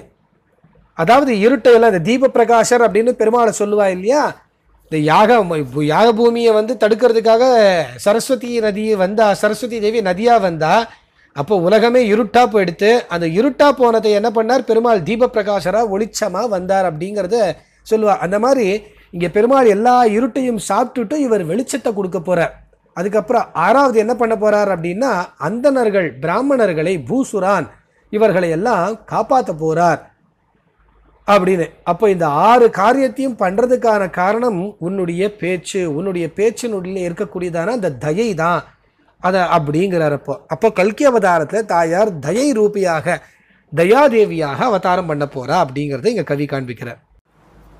மலின கலிகாலேஷைஹி சாகா பரீட்சய தூஷிதைஹி அபகத சதா மோதை ரத்ரா சுஹ்ருத்யவனை விருதே शमयितु मनाशाखिग्लानिं भविष्यति माधवो जलनिधि भुवा वृद्धिं लब्ध्वा त्वया च महावनी. லக்ஷ்மி சகஸ்திரத்தில் 21வது ஸ்தபகத்தில் 32வது ஸ்லோகம். இங்கேயும் கல்கி அவதாரத்தை வர்ணிக்கிறார். இங்கே விசேஷமாக சிலடையாக 2 விதமான அர்த்தங்களை காண்பிக்கிறார். தாயே, இந்த கலியுகத்தினுடைய முடிவில் எப்படி இருக்கும் அப்படின்னு கேட்டால், அரசர்கள் எல்லாம் ரொம்ப துஷ்டர்களாக இருப்பாளாம். ஒருவேளை கடைசி வந்துருத்தோ என்னன்னு தெரியல. இப்போவே எல்லா அரசர்களும் அப்படி தான் இருக்கா. ஆனால் இன்னும் பல வருஷ காலம் இருக்கான் கலியுகத்துக்கு. அப்படி கலியுகத்தினுடைய முடிவில் அரசர்கள்லாம் ரொம்ப துஷ்டர்களாக இருப்பா. அது மட்டும் இல்லாமல் வேதம் க்ஷீணமாக போயிடும் அப்படின்னு இருக்குமான்னு கூட தெரியல. தேடி கண்டுபிடிச்சா கூட இந்த இடத்துல இந்த இது இருக்காது, அந்த ஷாக்கைக்கு மனுஷா இருக்க மாட்டார். இன்றைக்கே எத்தனையோ வேதங்களுடைய ஷாக்கைக்கு மனுஷா இல்லாமல் இருக்கா. சும்மா நம்ம வெறும் 4 வேதத்தை மட்டும்தான் எல்லாருக்கும் பொதுவாக தெரிஞ்சு வச்சுட்டுருக்கான். ரிக் வேதம், யஜுர்வேதம், சாமவேதம், அதர்வேத வேதம். ஒன்னொன்றுத்துக்குள்ளேயும் எத்தனை ஷாக்கை இருக்கா, அந்த அத்தனை ஷாக்கைகளுக்குள்ளேயும் எத்தனை பேர் இருக்கா அப்படிங்கிறதுக்கு தெரிஞ்சுக்கிறதுக்கே இந்த ஜன்மம் போராது. யஜுர்வேதம்னு சொன்னாலே யஜுர்வேதத்தில் சுக்ல யஜுர்வேதம், கிருஷ்ண யஜுர்வேதன்றான். அந்த சுக்லத்திலேயே எத்தனையோ பிரிவுகள் இருக்குது. அத்தனை பிரிவுகளுக்கும் ஒருத்தர் கனபாடிகளாக இருந்துட்டு இருப்பா. இன்றைக்கெல்லாம் ஒன்றுமே இல்லை. 45ஆம் பட்ட ஐஷுங்கிற காலத்தில் வேத பாராயணத்துக்குன்னு வர்றவாளே அத்தனை பேர் இருப்பா. அத்தனை விதத்தில் வேத பாராயணங்கள் வரும். அவ்வளோ பேர் இருக்காள, இத்தனை வேதத்தில் இருக்கா அப்படின்லாம் அப்போ தான் தெரியும். அந்த மாதிரி இருந்தது உண்டு. இன்றைக்கி அது எல்லாமே குறைஞ்சி போயிட்டே இருக்குது. மடத்துலேயும் சரி, பாராயணத்துக்கும் ரொம்ப மனுஷா கம்மியாக இருக்கா. அதே மாதிரி லோகத்திலேயே எல்லா இடத்துலையும் வேதத்துக்கும் கற்றுக்கிறதுக்கும் மனுஷா கம்மியாகிட்டு இருக்கா. எல்லாரும் அந்த படிப்பு இந்த படிப்பு அப்படின்னு போயிட்டு இருக்கா. அது மட்டும் இல்லாமல் நல்லவர்கள் எல்லாம் ரொம்ப வருத்தப்படுவா அப்படின்னு. வருத்தப்பட்டுட்டே இருந்தால் என்ன பிரயோஜனம்? வருத்தப்பட்டு தான் இருக்கணும், வேற ஒன்றும் வழியே இல்லை அதுக்கு. அது மட்டும் இல்லாமல் மிளேச்சர்கள் அப்படின்னு சொல்லக்கூடிய துருஷ்கர்கள், யவனர்கள் இவாலாம் அடுத்தவாளுடைய உயிரை வாங்கிட்டே தான் இருக்கா. இப்போவா எத்தனையோ வருஷம் 1000 வருஷங்களாக வாங்கிட்டு இருக்கா, உயிரை வாங்கிட்டு இருக்கா. இன்னும் எத்தனை வருஷத்துக்கு நம்ம உயிரை வாங்க போகிறாளோ அவள் தெரியல. அப்படிப்பட்ட இந்த கலியுகத்தில் அந்தணர்களுடைய வாட்டத்தை கஷ்டத்தை தீர்க்கதற்காக பெருமாள் என்ன பண்ண போகிறார்? மாதவன் அப்படிங்கிற அந்த பெருமாள் கல்கி அவதாரம் பண்ண போகிறார். அப்படி கல்கி அவதாரம் பண்ணுறச்சே சமுத்திரகுமாரியே அவர் உன்னை வளரச் செய்ய போகிறார் அப்படிங்கிறார். அது என்ன சமுத்திரகுமாரியான உன்னை வளரச் செய்ய போகிறார் அப்படின்னா, இந்த தயாதேவியாக தாயார் வருவா அப்படின்னு அவதாரம் பண்ணுவா அப்படின்னு சொன்னார் இல்லையா? அப்போ அந்த தயாதேவியை வளர்த்து அதன் மூலமாக எல்லாத்தையும் திரும்ப உற்பத்தி பண்ணுறது அப்படின்னு அர்த்தம். அப்போது அந்தணர்களுடைய வாட்டத்தை எல்லாம் போக்கி திரும்ப அந்த தயையின் மூலமாக எல்லாத்தையும் நிறுவப் போகிறார், திரும்ப எல்லாத்தையும் கொண்டு வரப்போகிறார் அப்படின்னு அர்த்தம். அப்போது தாயார் அந்த இடத்துல தயாதேவியாக கல்கி அவதாரத்தின் கூட இருப்பா அப்படிங்கிறத இங்கே கவி சுவாரஸ்யமாக காண்பிக்கிறார். பிராதர்வாத இவாவதூத கலிகோ மாதர் மகாரண்யவத் खड्गीतापसवत् कृतार्थजनः कल्की मुदे देविते आम्लेच्छां स्वयमाचरिष्यति महीमान्द्रिय जिह्वामिव स्वामी सुश्रुति मार्गगानिह जनान् कर्तात शब्दानिव. லக்ஷ்மி சகஸ்ரத்தில் 21வது ஸ்தபகத்தில் 33வது ஸ்லோகம். இங்கே கல்கி அவதாரத்தை பற்றி தான் கவி காண்பிக்கிறார். தாயே, இந்த கல்கி அவதாரத்தில் பெருமாள் உன்னுடைய மகிழ்ச்சிக்காக சில விஷயங்களை பண்ண போகிறாராம். என்ன அப்படின்னு சொன்னால், புயல் போல இருப்பாராம் அவர். 2வது காடு போல இருப்பாராம். 3வது தபஸ்விகள் போல இருப்பாராம். அதுக்கப்புறம் 4வது தெலுங்கருடைய நாக்கு போல இருப்பாராம். 5வது சப்தங்கள் போல இருப்பார் அப்படிங்கிறார். என்ன இது ஒன்றுமே புரியலையே, சுத்தமாக எதுவுமே ஒட்டி வரலையே அப்படின்னு கேட்டால், இந்த காத்து போல இருக்கார் அப்படின்னு சொன்னால் அவதூத கலிகாக அப்படின்னு, அதாவது இந்த கலிகாக அப்படின்னு சொன்னால் மொட்டுக்கள் அப்படின்னு அர்த்தம். மொட்டுக்களை உதிர்க்கக்கூடியவர் அப்படின்னு அர்த்தம். இந்த கலியுகத்திலே எல்லாம் முடிச்சு எல்லாம் இது பண்ணி அதுக்கப்புறம் புதுசாக சிருஷ்டியை பண்ணுறதுக்காக அந்த சிருஷ்டி வர்றச்சே என்ன ஆகும், மொட்டுக்கள்லாம் புதுசாக மலரும். புதுசாக மலர்றச்சே இவர் காத்தாக அந்த மொட்டுக்களை எல்லாம் உதிர்த்து எல்லா இடத்துலையும் வாசனையை பரவச் செய்வார் அப்படின்னு அர்த்தம். அதுக்காக அவர் காத்தா இருப்பார்னு. 2வது காடு போல இருப்பார் அப்படிங்கிறார். பெரிய காடு அப்படின்னு சொன்னால் இங்கே மகாரண்யவத்து அப்படின்னு, பெரிய காடை போல இருப்பார் அவர் அப்படின்னு. ஏன் அப்படின்னு சொன்னால், இந்த காடு அப்படிங்கிறது எல்லா விதமான விஷயங்களையும் உற்பத்தி பண்ணுறதுக்கான ஒரு இடம். அதுதான் அங்கே தான் ஆரம்பம். அதனால் அப்படி இருப்பார் அப்படின்னு. 3வது தபஸ்விகள் போல இருப்பார் அப்படின்னு காண்பிக்கிறார். தபஸ்வி தாபசவத்து அப்படின்னு. ஏன் அப்படின்னு கேட்டால், இந்த தபஸ்விகள் தான் தங்களுடைய பிறவி பயனை அடைவா. ஏன்னா அவள் தபஸ் பண்ணி தான் எதுக்காக பிறந்த மோட்சத்தை அடையணும், அதை தபஸ் பண்ணி அடையணும், அதனால் அதை பண்ணுறேன் அப்படின்னு சொல்லி அவள் அப்படி அடைவா. அப்போ தன் பிறவி பயனை அடையக்கூடிய அந்த தபஸ்விகளை போல அவர் இருப்பார் அப்படின்னு. அதுக்கப்புறம் பூமியில் இருக்கக்கூடிய தெலுங்கர்னுடைய நாக்கு போல இருப்பார் அப்படிங்கிற. இங்கே தெலுங்கர்னுடைய நாக்கு அப்படின்னு சொல்கிறச்ச ஆந்திரிய ஜிஹ்வா இவ. ஆந்திரிய ஜிஹ்வாம் அப்படின்னு சொன்னால் தெலுங்கர்னுடைய நாக்கா. ஏன்னு கேட்டால், அவளுடைய நாக்கு அம்லேச்சாம் அப்படின்னு. ஒன்று மிளேச்சர்கள் இல்லாதபடிக்கு அப்படின்னு இந்த இடத்துல அர்த்தம். இன்னொன்று அம்லேச்சாம் அப்படின்னு சொன்னால், அம்லம் அப்படின்னு சொன்னால் புளிப்புன்னு அர்த்தம். புளிப்பு சுவையில் அவளுக்கு விருப்பம் இருக்குமா. பொதுவாக ஆந்திரர்கள்னா காரம், கோங்கரா அப்படி இப்படின்னு என்னமோ நம்ம கேள்விப்பட்டிருக்கோம். கவி இங்கே புதுசாக ஒரு சுவாரஸ்யமான விஷயத்தை சொல்கிறார். அவளுக்கு புளிப்பு சுவை அதிகமாக இருக்கும் அப்படிங்கிற. அவள் நாக்குக்கு புளிப்பு சுவை அதிகமாக கேட்குங்கிற. எனக்கு தெரிஞ்ச வரைக்கும் அந்த மாதிரி பெருசாக நான் யாரையும் பார்த்ததில்லை. ஆனால் மாங்காய் கீங்காலாம் அடித்து வெளுத்து கட்டுவான்னு வச்சுக்கோங்க. என் ஃப்ரெண்ட்ஸ் எல்லாம் நிறைய பேர் தெலுங்குக்காராக இருக்கா. ஆனால் காரம் தான் இஷ்டத்துக்கு அடித்து கட்டுவா. ஆனால் இவர் புளிப்புன்னு இங்கே சொல்கிறார். அப்போ இருந்திருக்கலாம் ஒரு வேளை. அதான் கோங்கரா அந்த மாதிரி இதெல்லாம் சாப்பிட்றா. இன்றைக்கி ஒரு வேளை புளிப்புலேருந்து காரத்துக்கு மாறிட்டா போல் இருக்கு நிறைய. அப்போ அவர் காலத்தில் 400-500 வருஷத்துக்கு முன்னாடி அப்படி இருந்திருப்பாளாட்டிருக்கு ஒரு வேளை. அப்படி இருப்பா. அது மட்டும் இல்லாமல் இவா சப்தம் ஸ்ருதி மார்க்கானு அப்படின்னு. ஸ்ருதி மார்க்கானு அப்படின்னு சொன்னால் வேதம் வழி நடப்பவர்களாக இருப்பார்கள் அப்படிங்கிற. அப்போது இந்த கல்கி அவதாரம் ஆயிடுத்துன்னு சொன்னால் மொத்தத்தையும் சம்ஹாரம் பண்ணிட போகிறார். சம்ஹாரம் பண்ணி எல்லாத்தையும் திரும்ப ரீகன்ஸ்ட்ரக்ட் பண்ணுற மாதிரி பண்ணுவார். அப்படி பண்ணுறச்ச என்ன ஆகும்னா, இவர் காற்று போல இருப்பார். நல்ல நல்ல பூக்களை எல்லாம் உதிர்த்து, மொட்டுக்களை எல்லாம் உதிர்த்து, அழகான வாசனையை எல்லா இடத்துலையும் பரப்புவார். காடு போல இருப்பார், எல்லா விதமான புது சிருஷ்டிக்கு அதுதான் அஸ்திவாரம். அதுக்கப்புறம் தபஸ்வி போல இருப்பார்னு சொன்னால் தபஸ்விகள் மட்டும்தான் தங்களுடைய ஜென்ம பலனை அடைவார். அந்த மாதிரி எல்லோரையும் அதுக்கப்புறம் தபஸ்விகளாக மாற்றிடுவார். அதுக்கப்புறம் கெட்டவான்ற ஒருத்தம் கூட இருக்க மாட்டான்னு அர்த்தம். அதுக்கப்புறம் தெலுங்கனுடைய நாக்கு போல எல்லாத்தையும் ஆக்குவார் அப்படின்னா புளிப்பு சுவை உடையதுன்னு. இங்கே இன்னொன்று, ஏன்னா வேதத்தில் நம்ம பார்த்தா கூட முதல்ல ஆந்திர அப்படிங்கிற சப்தம் வரும். ஆந்திரத்திலேருந்து ஜனங்கள் உண்டானா, ஆந்திரத்திலேருந்து மக்கள் உண்டானாங்கிற ஒரு விஷயமும் உண்டு. அதனால இந்த தெற்கு தேசம், இந்த பாரத தேசம் அப்படின்னு பார்த்தாலே எங்கே ஜனங்கள் உண்டாயி அங்கேருந்து பரவினா அப்படின்னு கேட்டால் ஆந்திர தேசத்துலேருந்துன்னு ஒரு அர்த்தம் உண்டு. அதனால் அந்த இடத்துலையும் இந்த ஆந்திரர்கள் அப்படின்னு காண்பிக்கிறார். இன்னொன்று, மிலேச்சர்கள் இல்லாமல் இருப்பா. இந்த பாரத தேசத்தில் மிலேச்சர்கள் சொன்னால் துருஷ்கர்கள், யவனர்கள், கிரைத்தவர்கள் இப்படி யாருமே இல்லாமல் போயிடுவா. வெறும் சுத்தமான பாரதியர்கள் மட்டுமே இருப்பா, தபஸ்விகளாகவே இருப்பா அப்படின்னு. அதுக்கப்புறம் அவளும் எப்படி இருப்பான்னா ஸ்ருதி மார்க்கான வேதம் மார்க்கத்தில் வேதம் சொன்ன வழியில் நடக்கக்கூடியவாளாக இருப்பா. வேதத்தை தாண்டி வேறு விஷயத்தை அவள் செய்யவே மாட்டா. இப்போ எப்படி இருக்காளோ அதுக்கு எல்லாத்துக்கும் ஆப்போசிட்டாக அப்போ இருக்கும் கல்கி அவதாரம் முடிஞ்சதுக்கப்புறம் அப்படிங்கிறார் கவி. மாத்ஸ்ய ஜோதிஷி மந்த ரக்ஷண பரே நந்தோச்ச தர்பாவஹே ஹர்யாஸ்ய ஸ்பிருஷி சாரு வர்ணினி கிருதா சேஷாதிகோபக்ரியே येन श्रीमुषिकामपाल विभवे कृष्णे कलिध्वंसने देवी त्वद्वयितावतार दशकं ध्यायाम्यपाङ्गे तव. லக்ஷ்மி சகஸ்ரத்தில் 21வது ஸ்தபகத்தில் 34வது ஸ்லோகம்.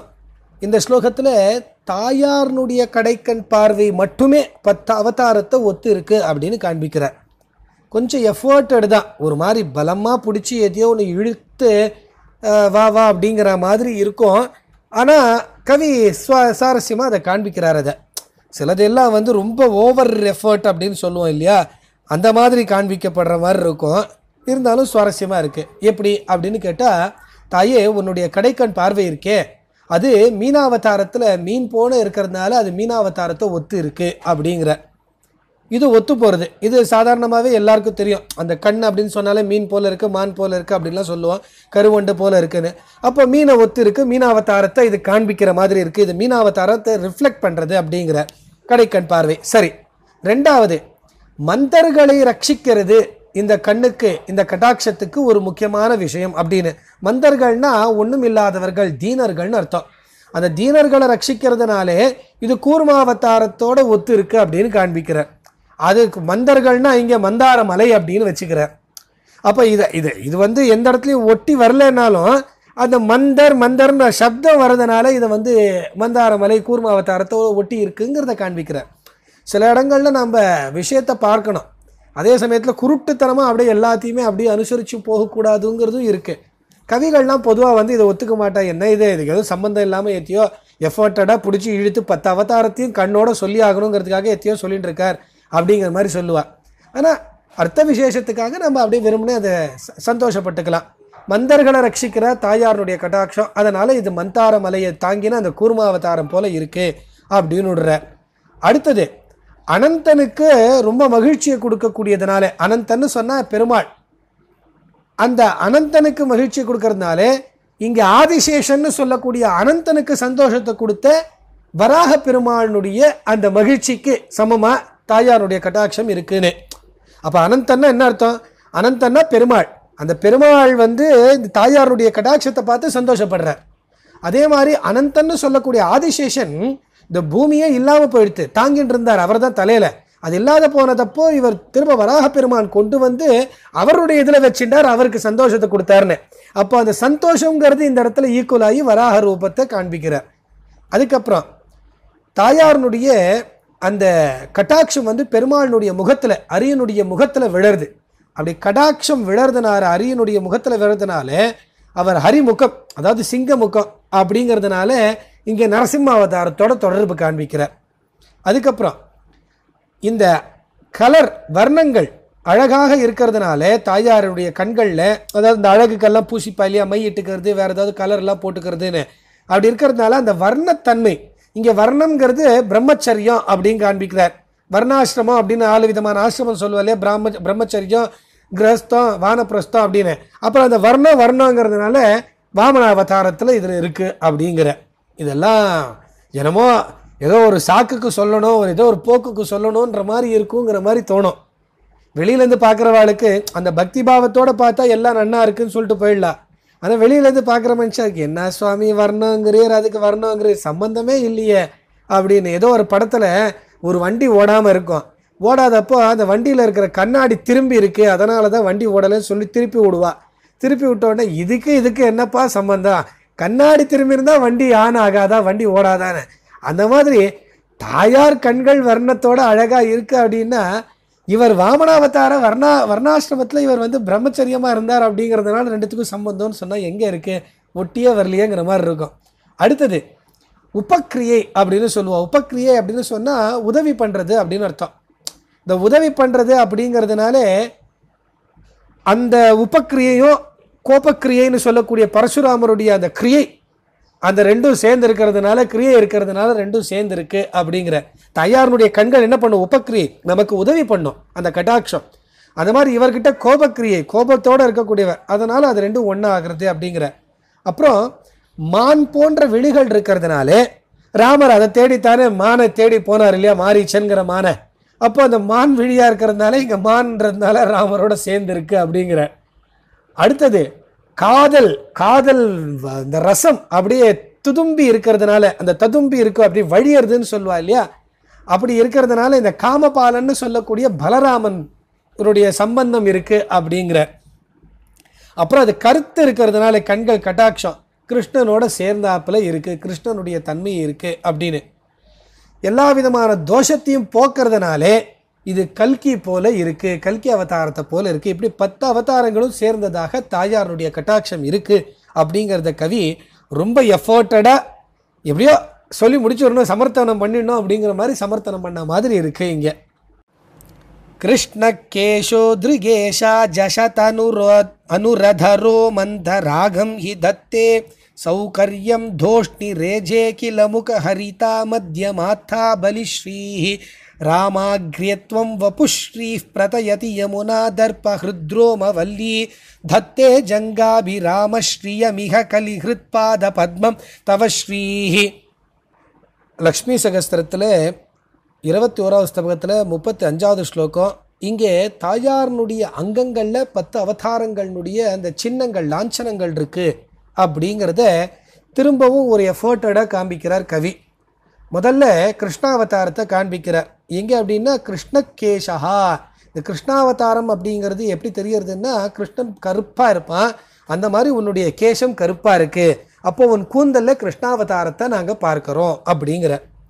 ரெண்டாவது கண்ணு திருக்கு, அது ஜஷதரம், அதாவது மீன் போல இருக்குது, உன்னுடைய கண்ணு மீன் போல இருக்கிறதுனால அங்கே நாங்கள் மத்ஸ்யாவதாரத்தை பார்க்குறோம் அப்படிங்கிற. மூணாவது மந்தராகம். மந்தராகம் அப்படின்னு சொன்னால் ஒரு மந்தமான, அதாவது கொஞ்சமாக சிவந்து இருக்கிறதுன்னு அர்த்தம். தாயாருனுடைய உதடு கொஞ்சமாக சிவந்திருக்கு, அங்கே மந்தராகத்தை நாங்கள் பார்க்குறோம். அப்போ மந்தாரமலையை தூக்கி வச்சுட்டு இருக்கக்கூடிய கூர்மாவதாரத்தை உதட்டில் நாங்கள் பார்க்குறோம்.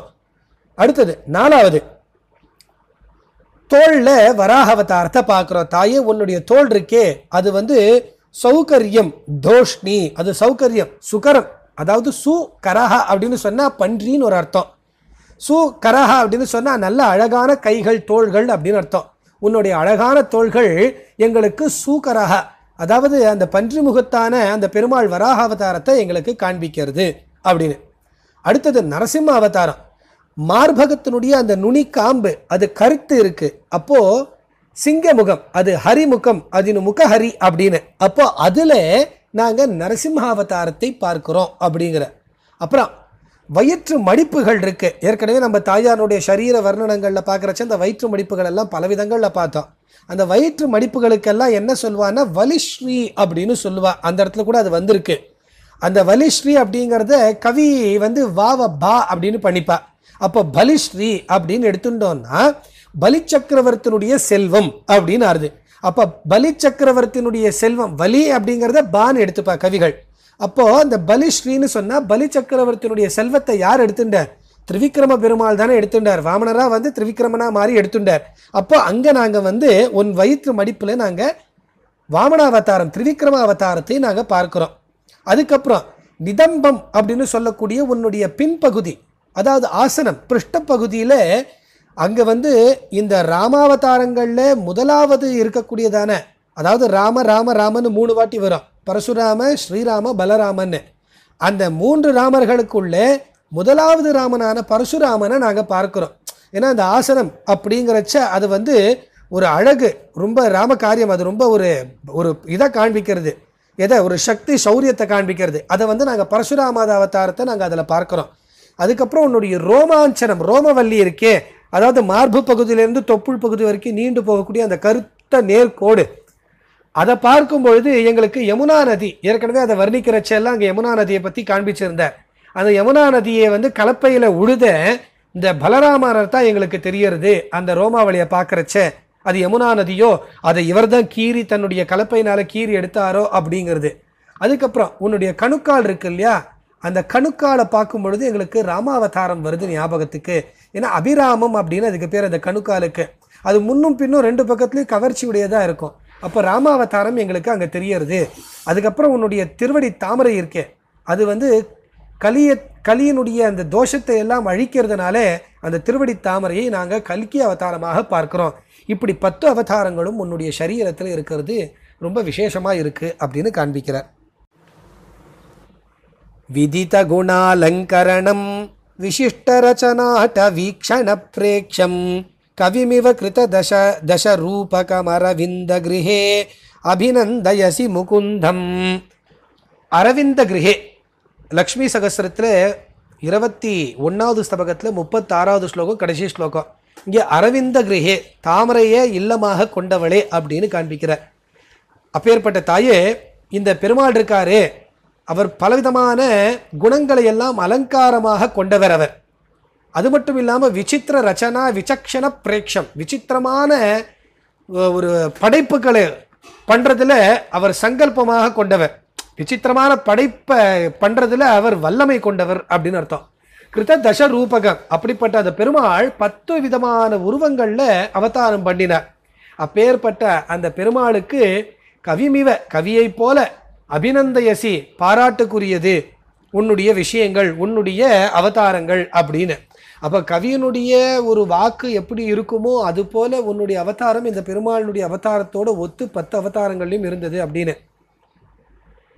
ஏன்னா கவிங்கிறவர் இந்த இடத்துல என்ன காண்பிக்கிறார்னா, கவிங்கிறவர் கடவுளுக்கு சமமானவர் அப்படிங்கிறவங்க அவருடைய கருத்து அதுதான். ஏன்னா கவியை போல இவரும் அப்படின்னு. ஏன் அப்படின்னா கவியும் புகழ்பெற்ற பலவிதமான அலங்காரங்களை அவனும் வச்சுட்டு இருப்பான். ஏன்னா அலங்காரங்கள் எல்லாம் போட்டு தானே காவியத்தை பண்ண முடியும். அப்போ அங்கே பெருமாளும் பலவிதமான பண்புகளை எல்லாம் கொண்டவர்னு அர்த்தம். அப்புறம் விசித்திரமான படைப்பு, அதாவது பெருமாள் வந்து விசித்திரமான அவதாரங்களை பண்ணுறவர், கவி என்ன பண்ணுவான், விசித்திரமான பலவிதமான காவியங்களை பண்ணுவான். அப்புறம் அது மட்டும் இல்லை, கிருத தச ரூபகம், 10 விதமான ரூபகங்கள் அப்படின்னு சொல்லி பெருமாளுடைய 10 அவதாரங்கள். சம்ஸ்கிருதத்தில் நம்ம பார்த்தோம்னா 10 விதமான ரூபகங்கள், ரூபகம்னு சொன்னாலே நாடகம்னு அர்த்தம்.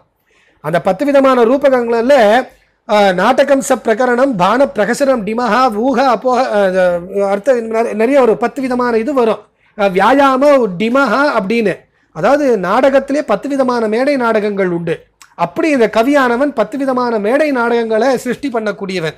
அப்போ கவியும் பெருமாளும் சமமானவா அப்படிங்கிறது இந்த இடத்துல ரொம்ப வசதியாக கவிகள் காண்பிக்கிறார். அதே சமயத்தில் அப்பேற்பட்ட அந்த கவிகளுக்கு எல்லா விதமான ஒரு இதயம் கொடுக்கக்கூடியவள் தாயார் தான், அனுகிரகம் பண்ணக்கூடியவள் அப்படிங்கிறது இங்கே தாயாரை வந்து சொல்லி முகுந்த பிரிய, முகுந்தனுக்கு பிரியமானவள் இந்த தாயார் அப்படின்னு இந்த இடத்துல காண்பித்து அப்பேற்பட்ட தாயாரை நான் சேவிக்கிறேன், அபிநந்தேசி, பாராட்டுகிறேன் அப்படின்னு இங்கே முடிக்கிறார் கவி. இதோட லக்ஷ்மி சகஸ்ரம், கவி வெங்கடாத்வரியினுடைய லக்ஷ்மி சகஸ்ரத்தில் 21வது ஸ்தபகம் முடிஞ்சது.